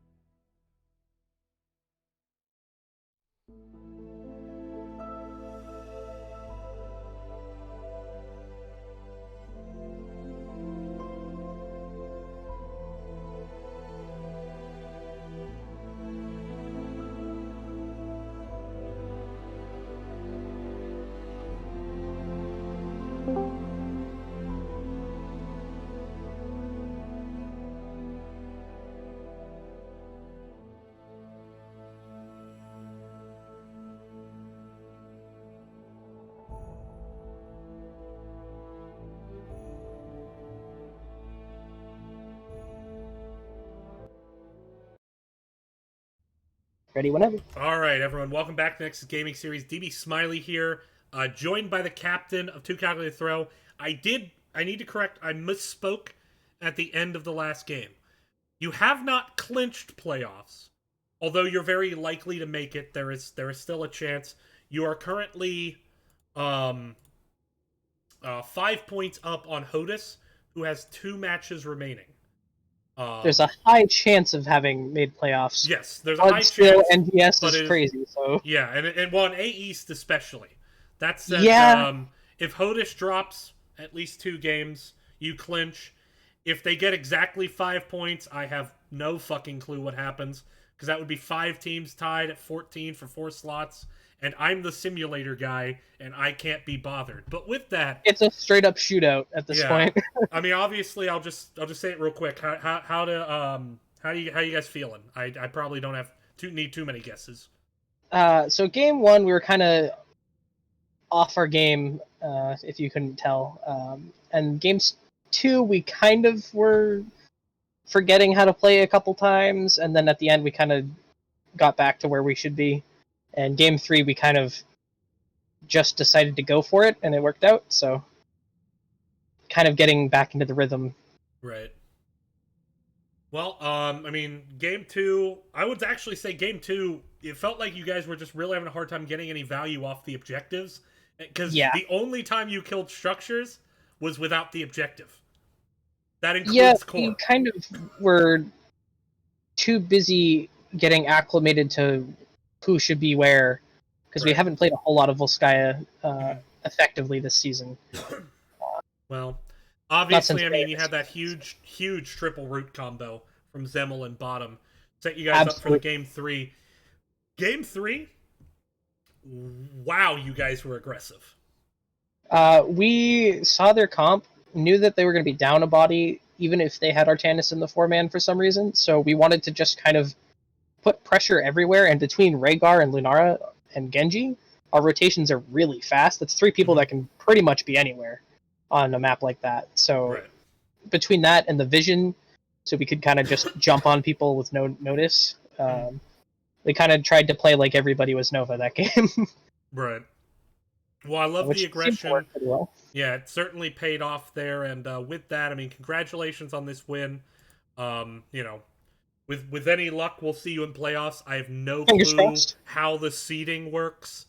That said, you know, keep an eye on those Hodis games. But with that, floor is yours for shoutouts. Thank you for the cast, and I think I have to throw it to Zemel for the clutch plays on game 2. Everybody played pretty well tonight, but the game 2 plays turned the fights around in our favor, which made all the difference, I think. I'm quite a Stukov player myself. That was a disgusting fucking root combo. He's pretty mean if you let him get his combos off. Oof. All right. Well, with that, thank you again, and we'll hopefully see you in playoffs. But with that, I have to take a bit of a second to reset, get set up for match number 2. We're dropping down to D West. Big seeding matchup. Cool Cats and Kittens. I have not casted them yet this season. Artemis. I have only casted them in a replay. First time I'm casting these 2 teams live, but 2 of the top 3 teams in D West. So stick around for that. We'll be right back.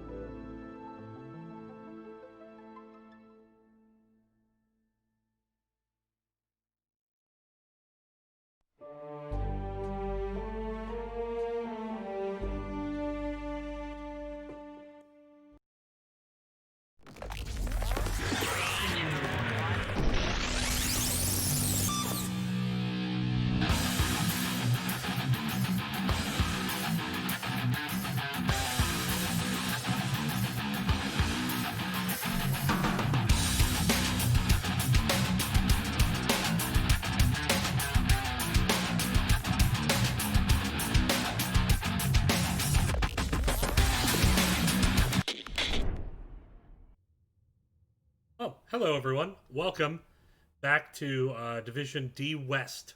Now, I need to update the title. Do that. It's going to be Artemis versus Choo Choo Boys. Let me just update that. The team said they were ready, but we haven't started yet. Looks like we are starting now. Sorry, I was reading chat there when it started up. But with that, here we go. This is the second match of the night. Artemis versus Choo Choo Boys. Taking a quick look at the standings. You can see right now, Choo Choo Boys currently 4th in the standings. Quite a ways down from Artemis. But that said, fairly safely in playoffs. I don't know if it's been clinched yet. I can't remember. I'd have to recheck my simulation here, which I'm actually, I'm going to do just that. Gonna be D West. Yeah, okay. Choo Choo Boys have clinched. Choo Choo Boys have clinched playoffs, but they have not yet gone above a 4 seed. It's unlikely they get there. They pretty much have to get a 2-0 to have any chance of getting beyond that. But we're gonna go to Infernal Shrines first. Choo Choo Boys banning out Meph. Artemis banning out KTZ. Taking a look at the maps. Choo Choo Boys banning out Braxis and Sky. Artemis banning out Towers of Doom and Alterac Pass. Towers of Doom, a specialty of the Choo Choo Boys. Chugga chugga. I'm not like a fan or anything. I think that should be a catchphrase. Chugga chugga. Diablo banned out by Choo Choo Boys.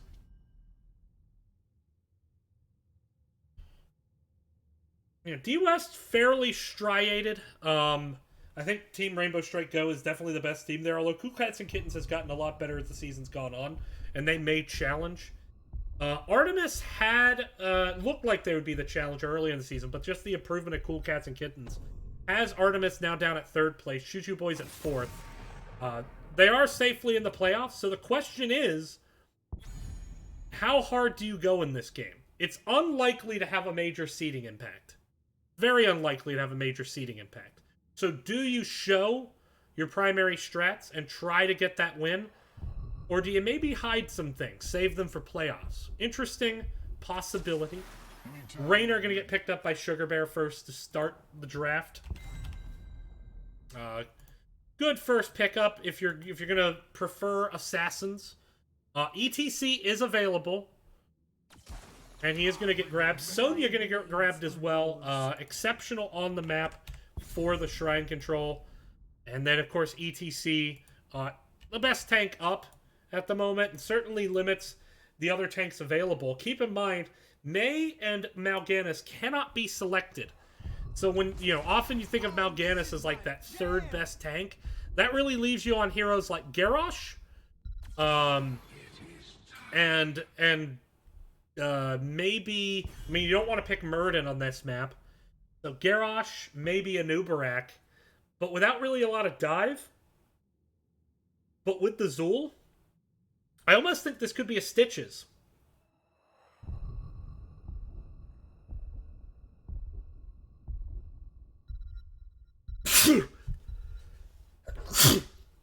Do they tank choke further? Garrosh, yeah, I expected the Garrosh ban. Tank choke is too real. Let's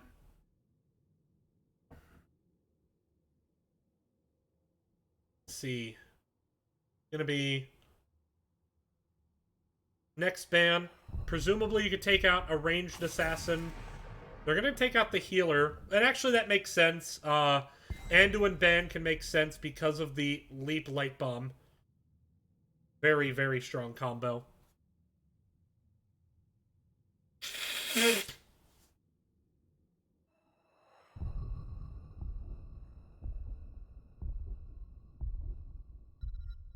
But from there, Vala, Kel'Thas. The Vala concerns me a bit because Vala can just be so squishy. The Kel'Thas, I think, is an exceptional pick, especially into the Zool and the Lucio. Lucio wants to kind of be in the mix of things. Living Bomb definitely going to prevent him from doing that. You also have, of course, the Shrine clear now of both Sonya and Kael'thas, which is just incredibly strong. Chromie pairs well. Mal'Ganis, hang on, one second, we need to reach out to the teams. Mal'Ganis is not, pickable at the moment. I'm going to let the captains know here real quick. Because of the rework. It's up to them if they want to play it. Ready for adventure. Let me whisper the captains here.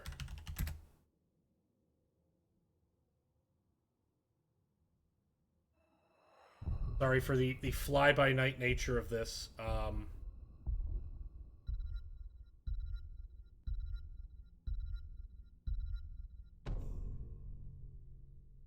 See here. I'm trying to message the captains. Yeah, we did have Mal'Ganis is banned out. So looks like we're having a remain. We'll pick up the draft from there. We'll be right back.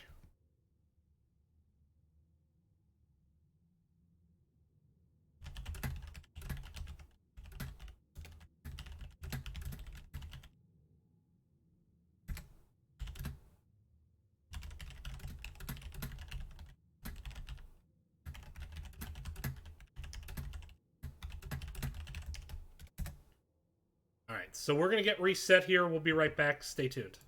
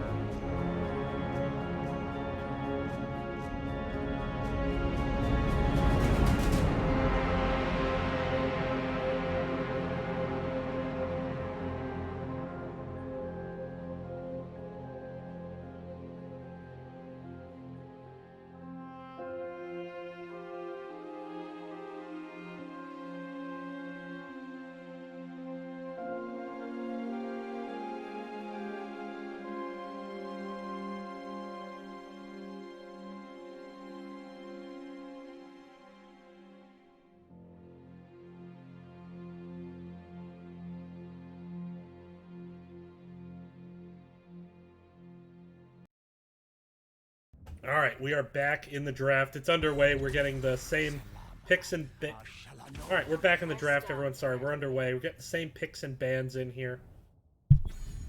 Oh, I have had the wrong microphone on the whole night. Oh, well. So it is a Muradin pick. It's gonna be difficult on this map. Not the best Muradin map. Almost... Well, I would say I'd like to see Diablo, but they banned it out. Yeah, kind of painted into a corner, as 3 tanks were banned, 1 was picked, and a 5th was banned by circumstance. And May. They are going to go with Muradin, and that leaves Deckard.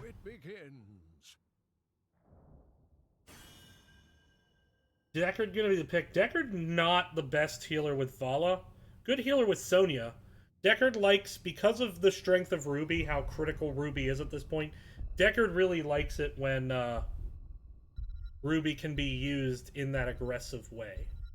And Sonya's certainly going to be the benefactor of that. See what happens. Artemis favored in this match.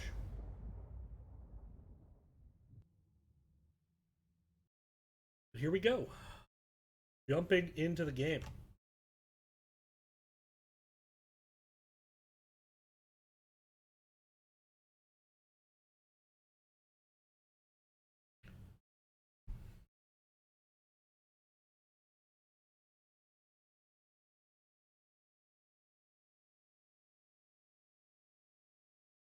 Both these teams likely to make, well, not likely. Both these teams will make playoffs.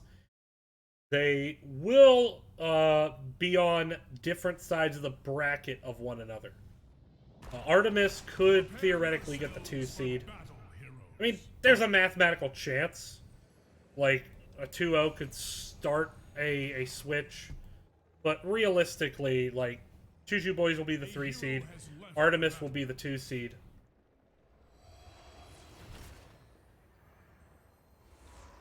There we go. We got a pause.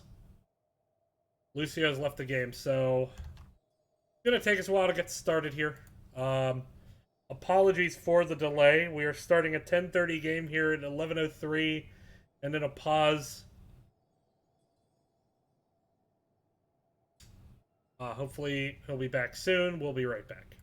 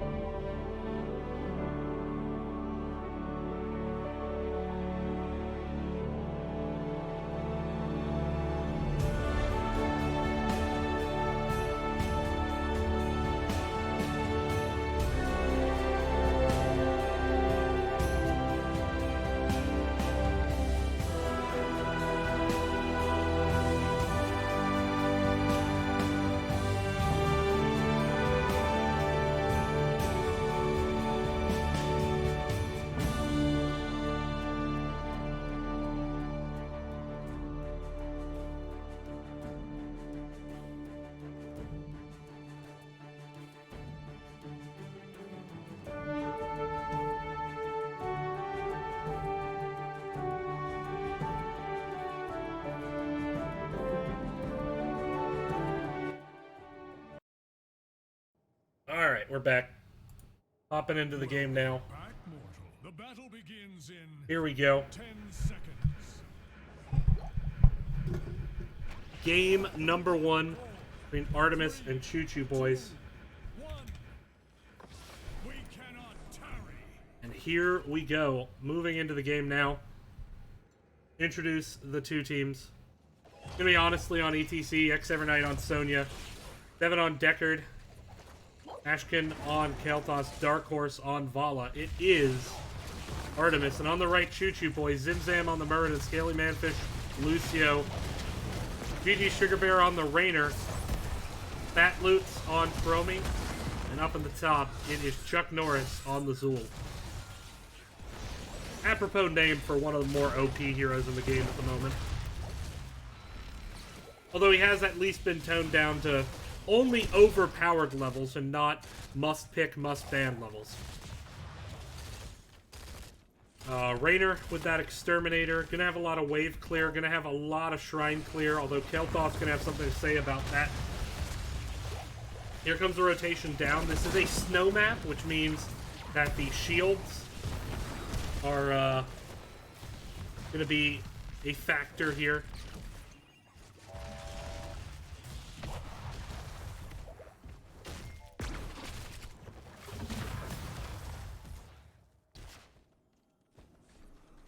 Now look at the comps, you think maybe Choo Choo Boys is a little bit more bursty, although neither is extraordinarily bursty. Kael'thas, actually he's bursty too, so, you know, you think the shields tend to help the comp that is defending against that, giving them just a little bit more HP to survive that burst. Lucio already gonna have plenty of shielding, so not the biggest concern in the world. The snow has stopped, thank God. What a stupid mechanic. Here we go. Pushing up now into the bot lane with these Khazras. Power slide through, didn't collect anyone. Some of the Khazras are down. Some potions available, but, you know, stepping up to them into that Rainer is tricky. Rainer trucking out just a lot of damage at the moment. Rainer already over 8,000 damage in the game. Substantial for this stage. As the push just continues, the Zool double soaking very effectively. Sonya and Vala currently working on their bruiser camp. Vala hearthing. The objective is top. Zool going to get one last bit of soak before rotating down. Do they commit Zool to the double soak, or do they focus the objective? They're at least going to get their camp first. Rainer going to stay down in the bottom. Nobody on the objective to start out with. It is an Arcane Punisher, which is particularly strong. ETC now going to start it. Rainer is just trucking into Sonya here. Sugar Bear doing a lot of good work. Bruiser Camp now in the lane. Only 8 skeletal minions, now 11 picked up by Artemis. Choo Choo Boys could push into this. They have cleared up the camp, 13-0, but now they step on. Gravity Lapse onto the Muradin. Muradin starts to back up, has to jump out. Lucio going to take a while to heal, but Muradin does have third wind, so that will help considerably, provided he backs up and stops taking damage, which he hasn't done yet, so his third wind has not kicked. Zool, meanwhile, gets rooted. Vala working in on him. 23-3, favoring Artemis heavily at this point. Nobody away split soaking. Sonya hanging out down in this bush in the bottom, maybe looking for a flank, but you gotta wonder about the opportunity cost of waiting too long here. Now there's the power slide on the Rainer. Sonya comes in, gravity lapse, there's the Ancient Spear. Rainer, though, with the knockback, might be able to get away. Lucio helping out with that. And so you gotta think that whole time Sonya was in the bush, maybe could have been doing something that may have resulted in a kill, because that did not. Muradin needing to jump away to disarm the Living Bomb. Now Sugar Bear, though, is low, but so is Kael'thas. ETC stepping up, working on the minions again, 26-12. At the moment, ETC power slides in on Chromie, Root lands. Fat Loot's going to turn that around, 38-12, 39-40. Artemis ultimately wins the Shrine. A lot of poking back and forth, but no kills there. Sonya now rotating away to soak. Zool is still up here defending and actually gets jumped on the Punisher outside of the gate. ETC power slides through and then boops the Living Bomb back into 3 members of Choo Choo Boys. Well done combo there. Chuck Norris hearthing dangerously. There's a jump that is very, very dead Muradin. Now gravity lapse onto Raynor. Raynor needing to walk away from this. And Punisher getting the gate, helping to secure the first kill of the match onto Muradin.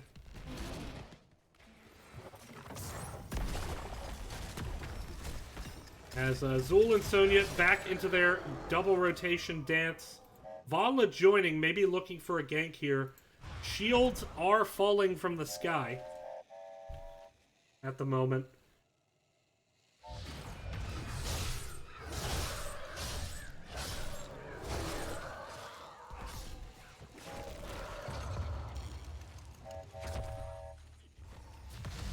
Now, the siege camp being cleaned up.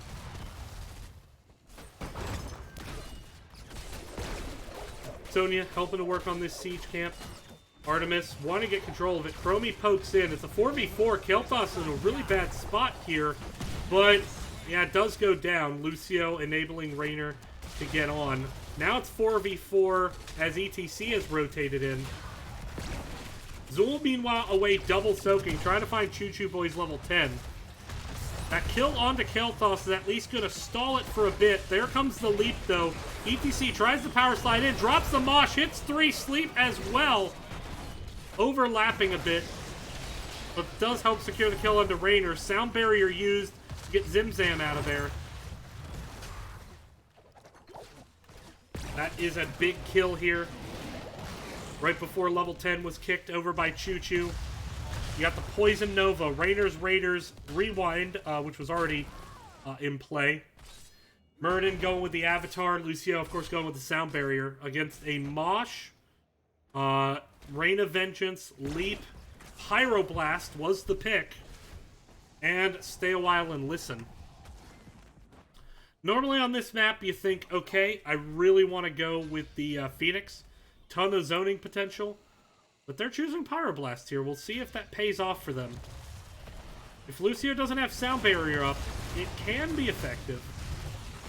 Amp It Up does have a long cooldown. Focus here on the Scaly Manfish. Just going to wall ride on out of there. Good juke. Now trying to make sure Chuck Norris gets out of there. Throwing out some heals. Actually, turnaround damage from Chromie really starting to lay into Artemis quite a bit.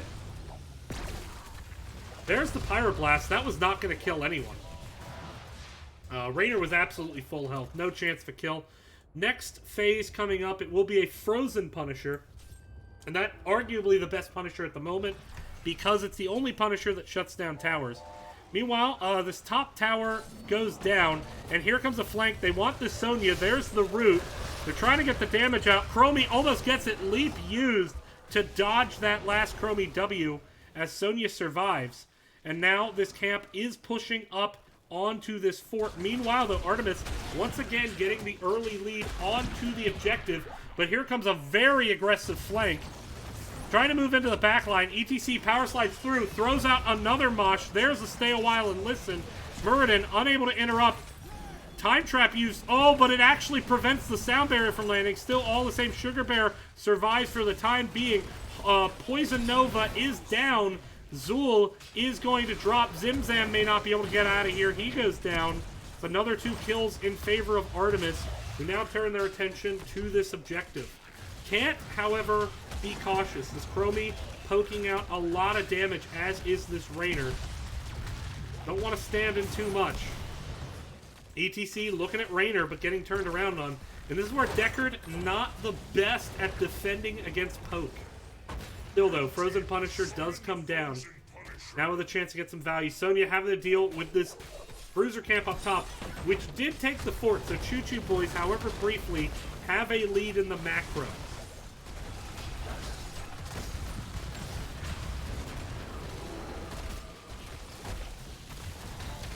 Pyroblast comes out.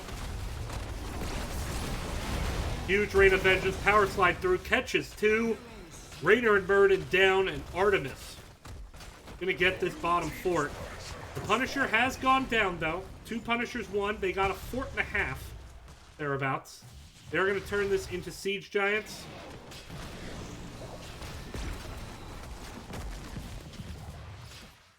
Chromie getting vision, but didn't hit anyone with that. And there we go. Artemis now with pretty strong control of this game.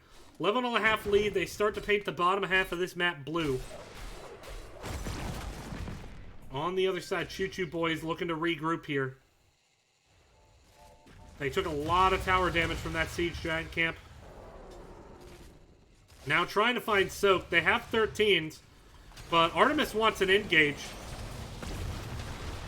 Zimzan takes a lot of damage, blows the Avatar. Root comes in. Poison Nova actually does get onto only 2 members of Artemis. Now Sonya comes in for the 4-man leap!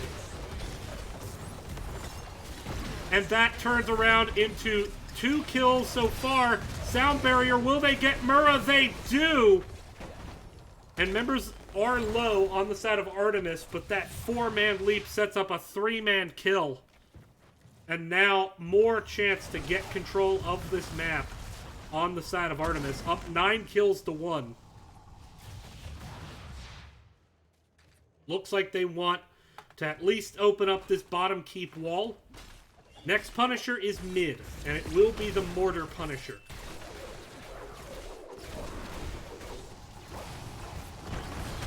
Cool, Raider coming in. Evernight gonna get rooted, backs up away from the towers, drops Whirlwind, is gonna be fine. Deckard does have super potions, but needs to just keep his Q off cooldown. I think he's throwing them out as he can. Ooh, great engage, down goes Muradin. But you just want to keep mashing Q on Deckard, keep those potions coming down, letting them turn, letting his team pick them up, and that's exactly what he's doing. Now they start to push onto this keep. The catapult, though, as well as their wave, getting cleaned up by Zul. The bruiser camps are up, but they really want to keep pressuring this keep. I just don't see them getting it. There's the power slide in. They get onto Chuck Norris. Poison Nova, sound barrier used to disengage. Rewind, catches Sonya, brings her back. ETC is low. He's going to have to back up. Raynor looking for the finish. ETC power sliding out. Zul is mounted, but I don't think they want this chase 4v5. Now it looks like Choo Choo Boys maybe trying to rotate in early. Raynor's still on this chase, though. And Kel'Thas has no mana. Neither does Deckard. They are going to have to Hearth. And that may give enough time to Choo Choo Boys. If Chuck Norris doesn't drop here, he does not.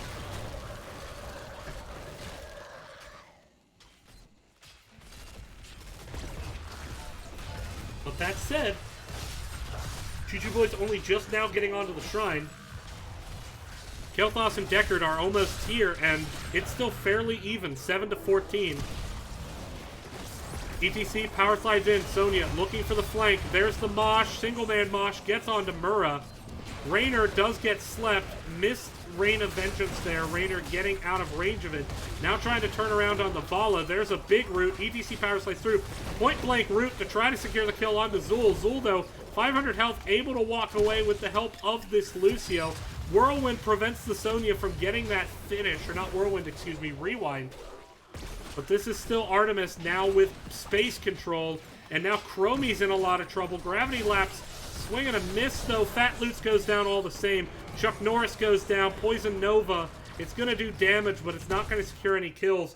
13-1 kills. Artemis looking very, very much in control of this game. And here comes the Mortar Punisher. Third Punisher, they have 1 out of 3. See what they can do with it.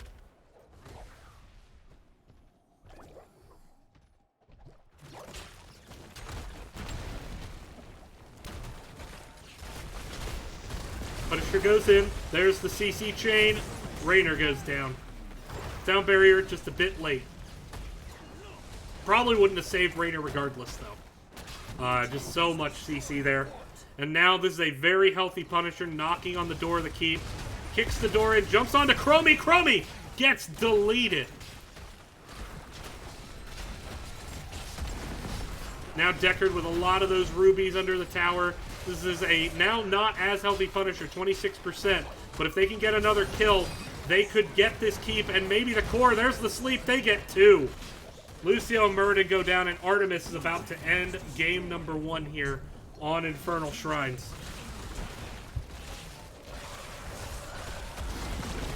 Core shielding is down. Punisher's still alive. You have a Sonya. She's just going to truck this Vala as well. Although Vala currently attacking minions. Pyroblast comes out. Looks like they want more kills. They get it. 2 more. 19-1 kills. Core is down to 30%. And Artemis is going to end this game.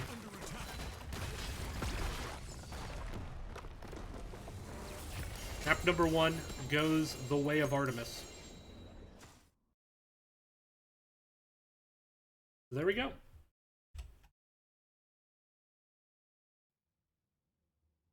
Match summary. You saw a lot of damage early from the Rainer from the Chromie, but just did not translate into kills. Only 1 kill the entire game, and it was on an out-of-position Kel'Thas. Any team fight, Artemis just had the answers to all the engages. A really dominant showing from them on map number 1. We're going to get for map number 2. We'll be right back. Stay tuned.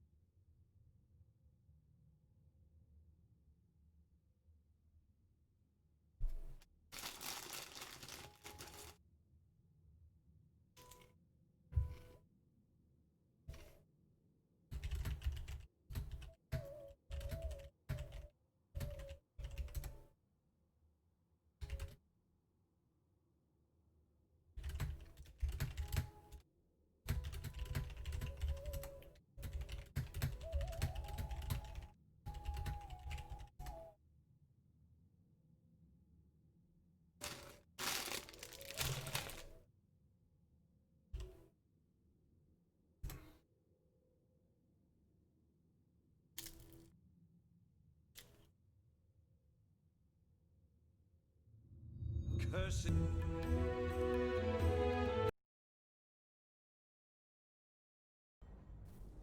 Welcome back, everyone. Next is Gaming Series. Choo Choo Boys, Artemis. Game 2, Person Hollow. Choo Choo Boys. Picking the map. The team switched sides. I don't know why. I asked them not to. Artemis looking really dominant game 1.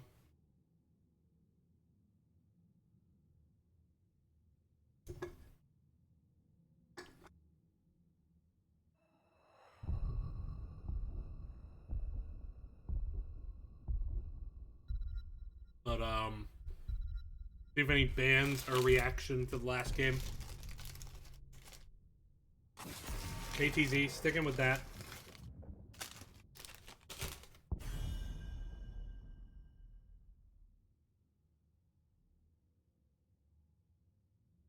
What did Choo Choo Boys ban?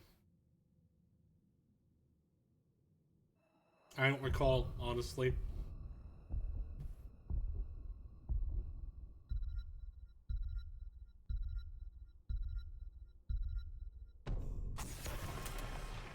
Deckard Kane gonna get banned out. Which it was Choo Choo Boys who picked it, so they have a high opinion of that hero, one would imagine. Not wanting to play against it.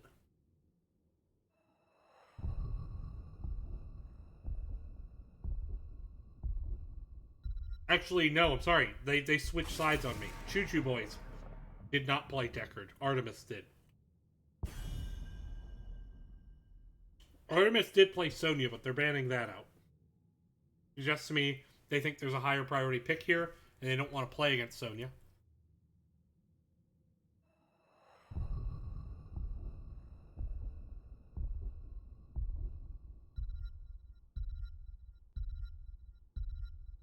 It's going to be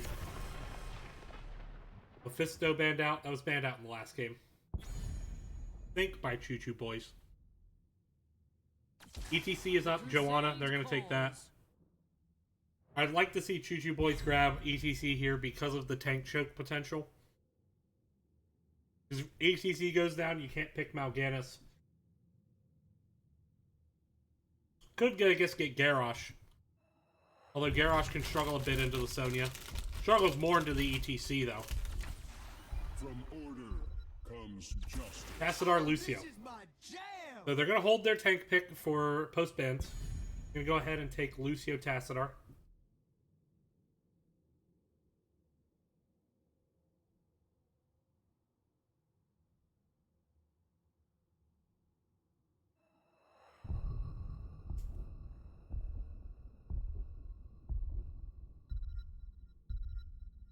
Two picks to come. This realm Ming, Dahaka, two good picks onto the map. Ming, very good on this map because of the corridor fighting. He's usually going to hit those orbs pretty effectively. Dahaka with a ton of backflank potential. He's going to have some opportunities this game.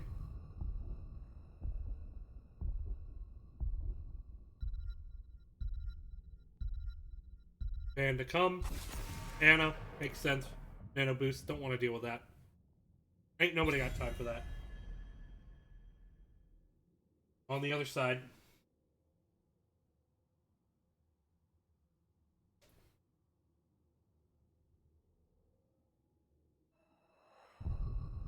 will be ETC, I'm guessing. Maybe Garrosh. It's Garrosh, so they're going to let the ETC through. ETC can make it hard on Dahaka. Joanna can counter it, though. As can Ming. Wave of Force will interrupt Mosh. That said, this is the map where Stage Dive can get a lot of value. Urel, picked up.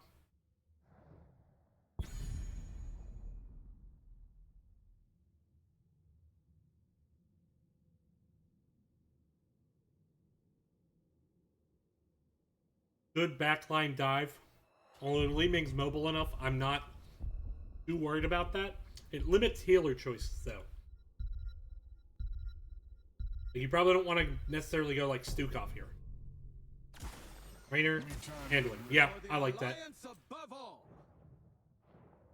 Rainer gives you another Mosh Interrupt. Good, consistent damage. Anduin has the peel. You have potential for... I mean, we could, in theory, see Falling Sword Light Bomb. If they want to pull that out. Zul'jin, the last pick. It's alright. It's alright. That said, gonna have a hard time stepping up against that Rainer and Li Ming poke damage.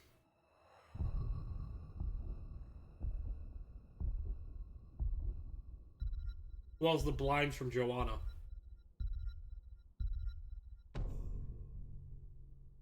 There we go. Gonna move into the game.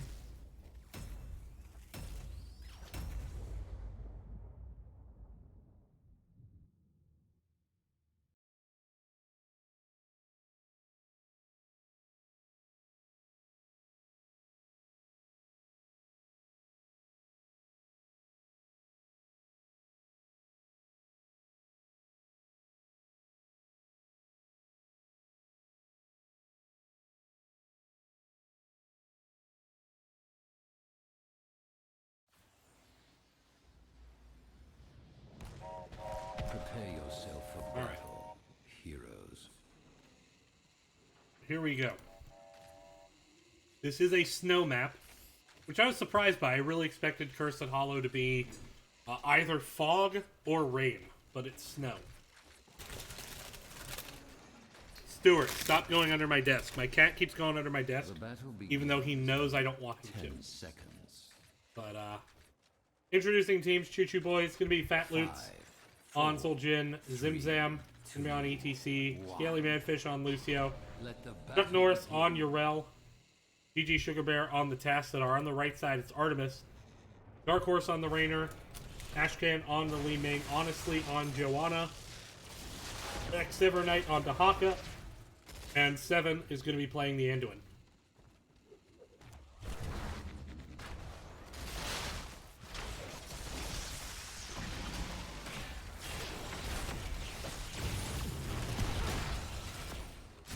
There we go. Push coming in.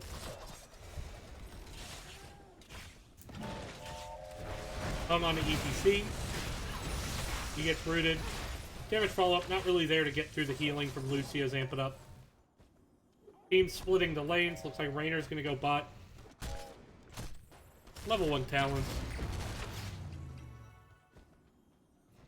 Rainer did go Exterminator, so I expect him to break away for Siege Camp.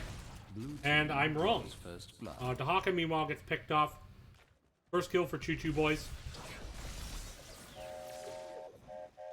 We didn't see a kill until after the first objective. Before. So, surprising to see one so fast now.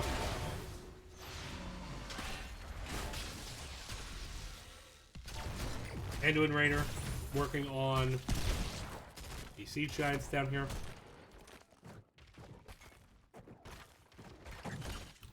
Thank you for the raid. Fat Loot's cleaning up Siege Giants.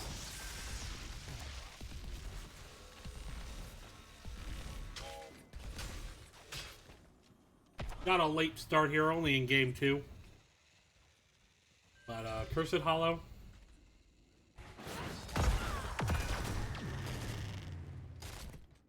So far, both teams playing pretty cautious. We saw that one pick onto the Haka, but otherwise, nothing doing. Stuart, stop going under my desk.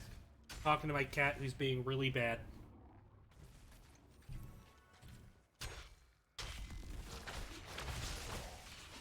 He wants me to give him a snack, and I'm not giving him a snack. So he's going under my desk, which he knows I don't like. And earn my favor. Dahaka, though, has hands full in this top lane. Choo Choo Boys pushing in. Evernight takes a lot of damage there. Towers are gone. Now, Dahaka can rotate down quickly, so Fat Lutz might actually be there quite a bit later than Dahaka, but Gotta say, with the health bar, Raynor might die. Raynor's gonna die. Raynor does not die. No damage there, that's why. Caster should have noted that. Grell goes in, tries to disrupt the members. Good hammer there. Big power slide. Damage coming in. 7 drops. Second kill. Honestly, has to walk out of there. Channel comes through. Li Ming gonna try to poke. She gets it through! Oh, they split like the Red Sea, and she just fires a Q right in there.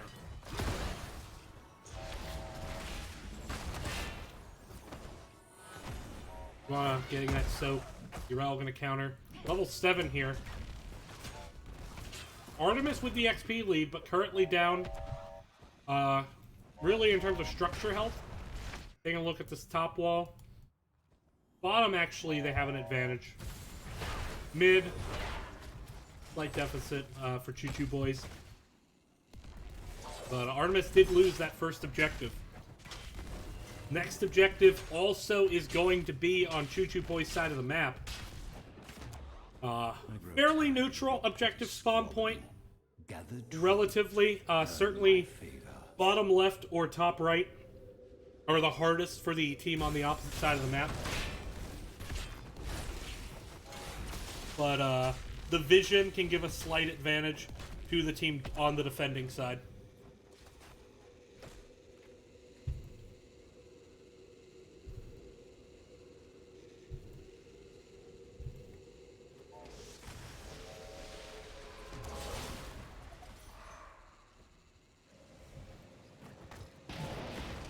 Power slide in. Damage going into Joe. Li Ming gets a huge chunk onto Lucio on the back. There's the condemn. Lucio dashing all over the place to dodge skill shots. But he and Tassadar are just so low. Meanwhile, Li Ming continues to look for those big orbs. Raynor does get dove, but Joanna comes for the peel. Now Raynor turning it around. Artemis looking like they're going to get the upper hand here, and they do. First kill for them in this match, but they're going to get a second real quick. Great tongue, great Li Ming combo. Li Ming doing a lot in that fight to help their team out. Getting those couple of kills. Not kills, excuse me, those big damage chunks. And that adds up quick. And now moving straight into the boss is Artemis. And with top wall having already taken some damage, this boss could potentially get a lot of value. As well as lead to them being able to free take bottom boss. If they so choose. Level 10 is here. Just about. I expect his Bless Shield, Light Bomb, but do we get the combo? Oh, huge combo. ETC goes down. They can immediately turn that into boss. Yrel defending the boss top, but she does not have quick single target PvE burn. And Raynor has Exterminator. This boss already down to less than 2/3 health. I had to adjust what I was saying as I started saying that sentence because of how fast the boss was dropping.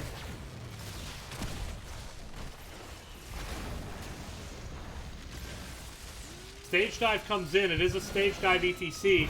Big power slide through. Can they turn that into any kills? Li Ming is low, but weren't able to find the kills.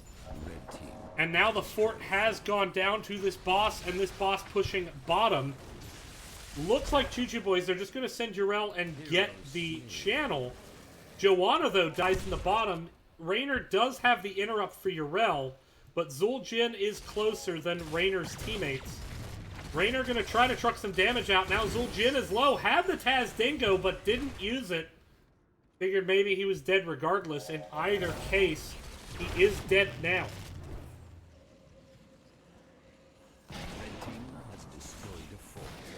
3v3 up here.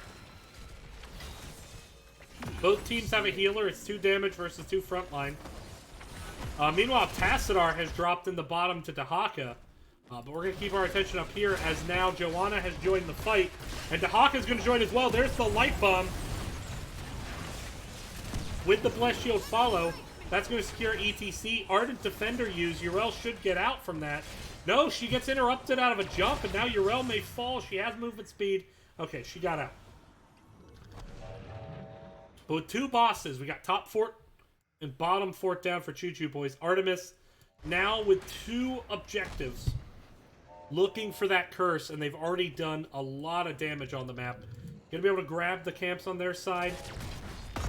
Choo Choo Boys doing the same. Artemis, definitely the favorite in the series. Likely the 3 seed here in A or in Division D West. Choo Choo Boys gonna end up likely the 4 seed. They had both clinched playoffs.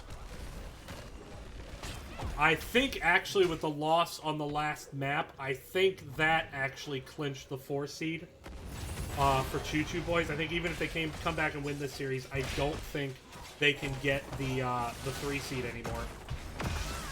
Even if they were to win out. Artemis, meanwhile, still has a chance at the 2 seed. A domination victory here, I think, is required for that. The Haka, meanwhile, is pushing the top.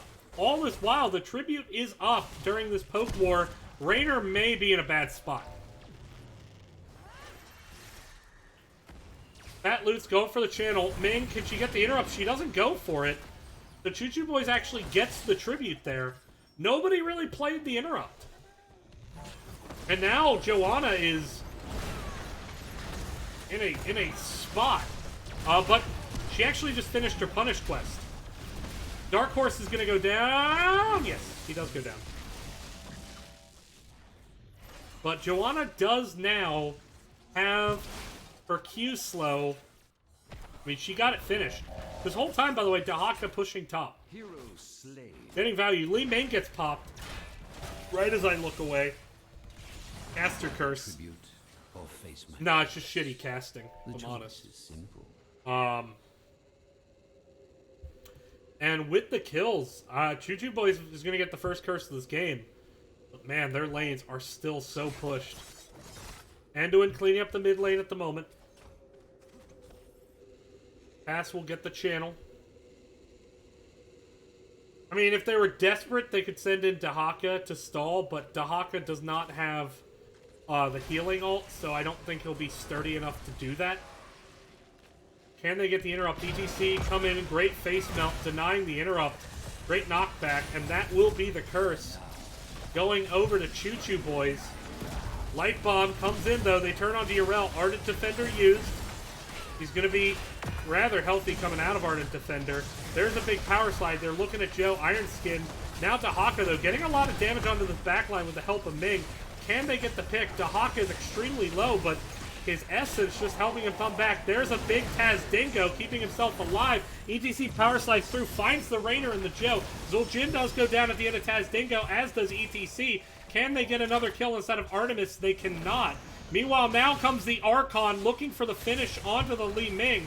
Not gonna find it here. Li Ming now trying to turn some damage out. Anduin throwing out the heals, keeping his team alive.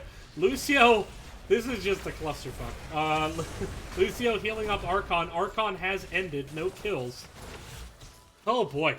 Level 16 here for Artemis, but during that whole time they were brawling, they lost their top fort and they have lost their bottom wall. Bottom fort should survive, but it is going to take some damage here. And so the curse ends. Curse has ended. Only one fort off that curse.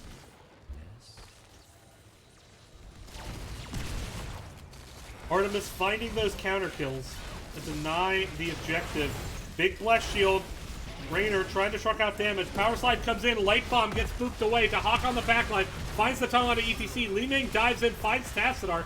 Now with the reset popping off into the backline. There's an isolation on the Zul'jin. Dahaka tries the body block, but you can't do that while Dark Swarm is up.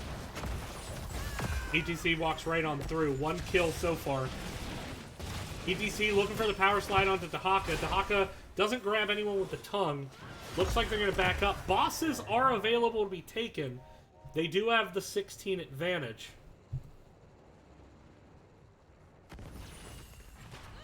Now working on this boss. Whereas Bruiser Camp being taken by Choo Choo Boys, I think they're going to regret that decision here in about 3, 2, 1 now. They are starting on their own boss, however. But you're definitely going to see Artemis rotate down. They have the Bless Shield, they have the Light Bomb, they have the Wave of Force, all good invade tools. Does Dahaka have Z up? You have to imagine he does. ETC and Yrel positioning for the knockback. Here comes the big engage. Light Bomb hits 2 into the back. Yrel, though, knocking out the back line. No follow. There's the Bless Shield. Yrel with the Joanna with the Iron Skin, but this boss has now leashed, and it cannot be picked up. And this boss will push directly onto the keep. So even though they don't get a kill, even though they don't steal the boss, just making the boss leash is a huge win. Because now they steal it, or they take tribute, either or, because the defense is top. Dahaka was backing there. Tass was like, hey, dude, what the fuck? Like, what are you doing, dude? Come on. Boss taken, 4th boss of the game picked up, and Dahaka's gonna get this channel. No, he's not. ETC using the stage dive, but keep in mind this boss is going to bot lane. Power slide. Raynor clearing up. Bruiser camp mid. Dahaka looks like he's going to get out of this with the help from the team. Pull there onto Dahaka, but kind of an awkward position as now his team funnel through the choke point. Here comes the Hyperion. Big Bless Shield. Light Bomb only collects onto the Yrel. Yrel does go down there, though. And now Artemis starting to pop off. They find 2 more kills. ETC and Zul'jin go down. And I don't think Tassadar gets out of this one. Dahaka looking for the body blocks. Trying to find a good angle to get the predictable tongue. There's the root. Down goes Tass. Oh, and that might be a 5-man team wipe. That is. They just go core. Just go core. Dominated. Skip the keep. Go core. The core shields are down. You don't even need this. And that's what they're going to do. Remember this core, you want to stay out of those circles. They do a big armor reduction. Gotta keep juking. That's going to be the series. Artemis gets the edge they need, and they end that game. They never actually picked up the... Oh, no, they did get the curse. I think. No, they didn't get the curse. Artemis got it. So they never actually had a curse, but they won the game despite never actually... finishing the curse trifecta. So there we go. Artemis gonna win game number 2 and take the series. We're going to see if we can do a brief post-game interview, and we'll be right back.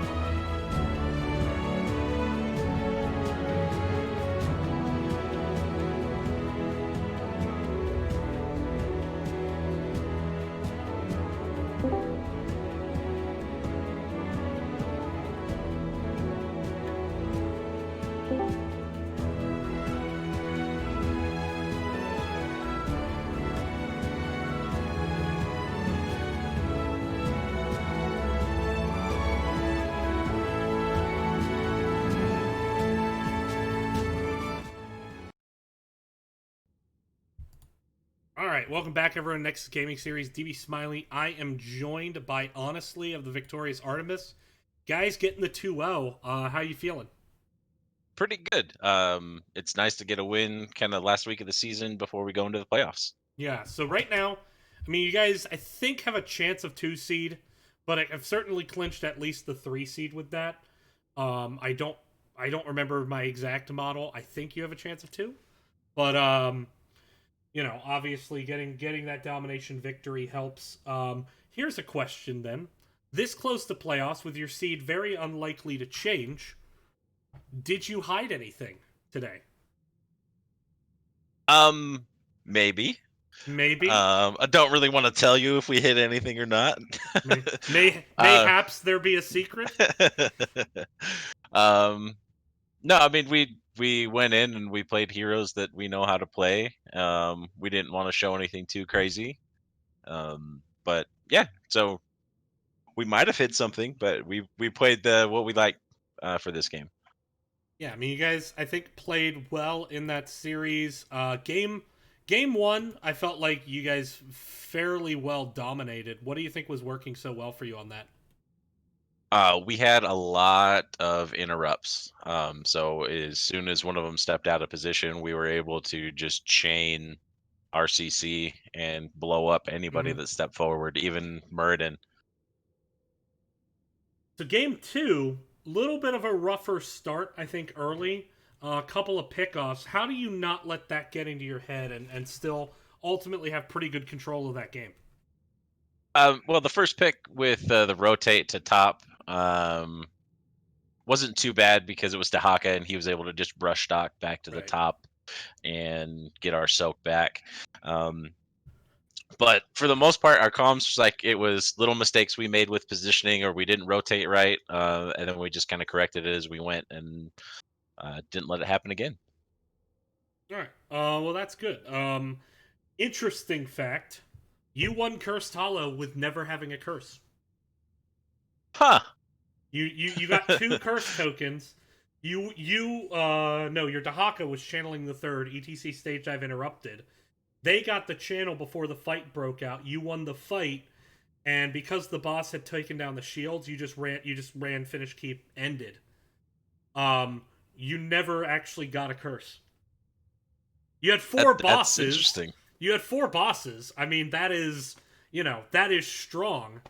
But I don't think I've seen that in a while, and so I've just figured it was a fun little detail to take home with you. Yeah, that's pretty awesome. I don't know if I've ever been in a game like that. Yeah, I would say you guys had really good boss timings. Helped that you had an Exterminator Rainer that kind of lets you take whatever boss you want. I love the stall play on bottom because you force them to engage you and let the boss leash. At that point, they had to back and defend top, so it set up nicely because that was the boss that ultimately took down the core shields. But with that, congrats on the win. Best of luck heading to playoffs. Likely, I mean, even if you advance to 2 seed, you would still play the same team. Likely Cool Cats and Kittens, but, Team Rainbow Strike Go could fall down to 2. Who would you rather see? Honestly, I think we can play into either of the 2 teams.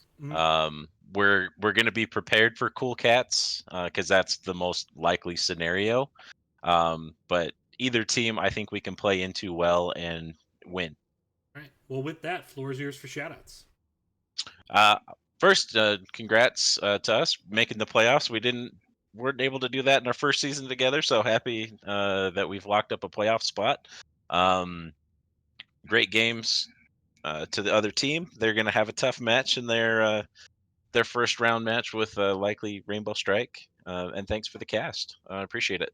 All right, happy to do it. And with that, we are going to bring this cast to a close. Thank you all for watching, and we will see you next time on Nexus Gaming Series. I think there's no one else casting right now, but I'm going to check.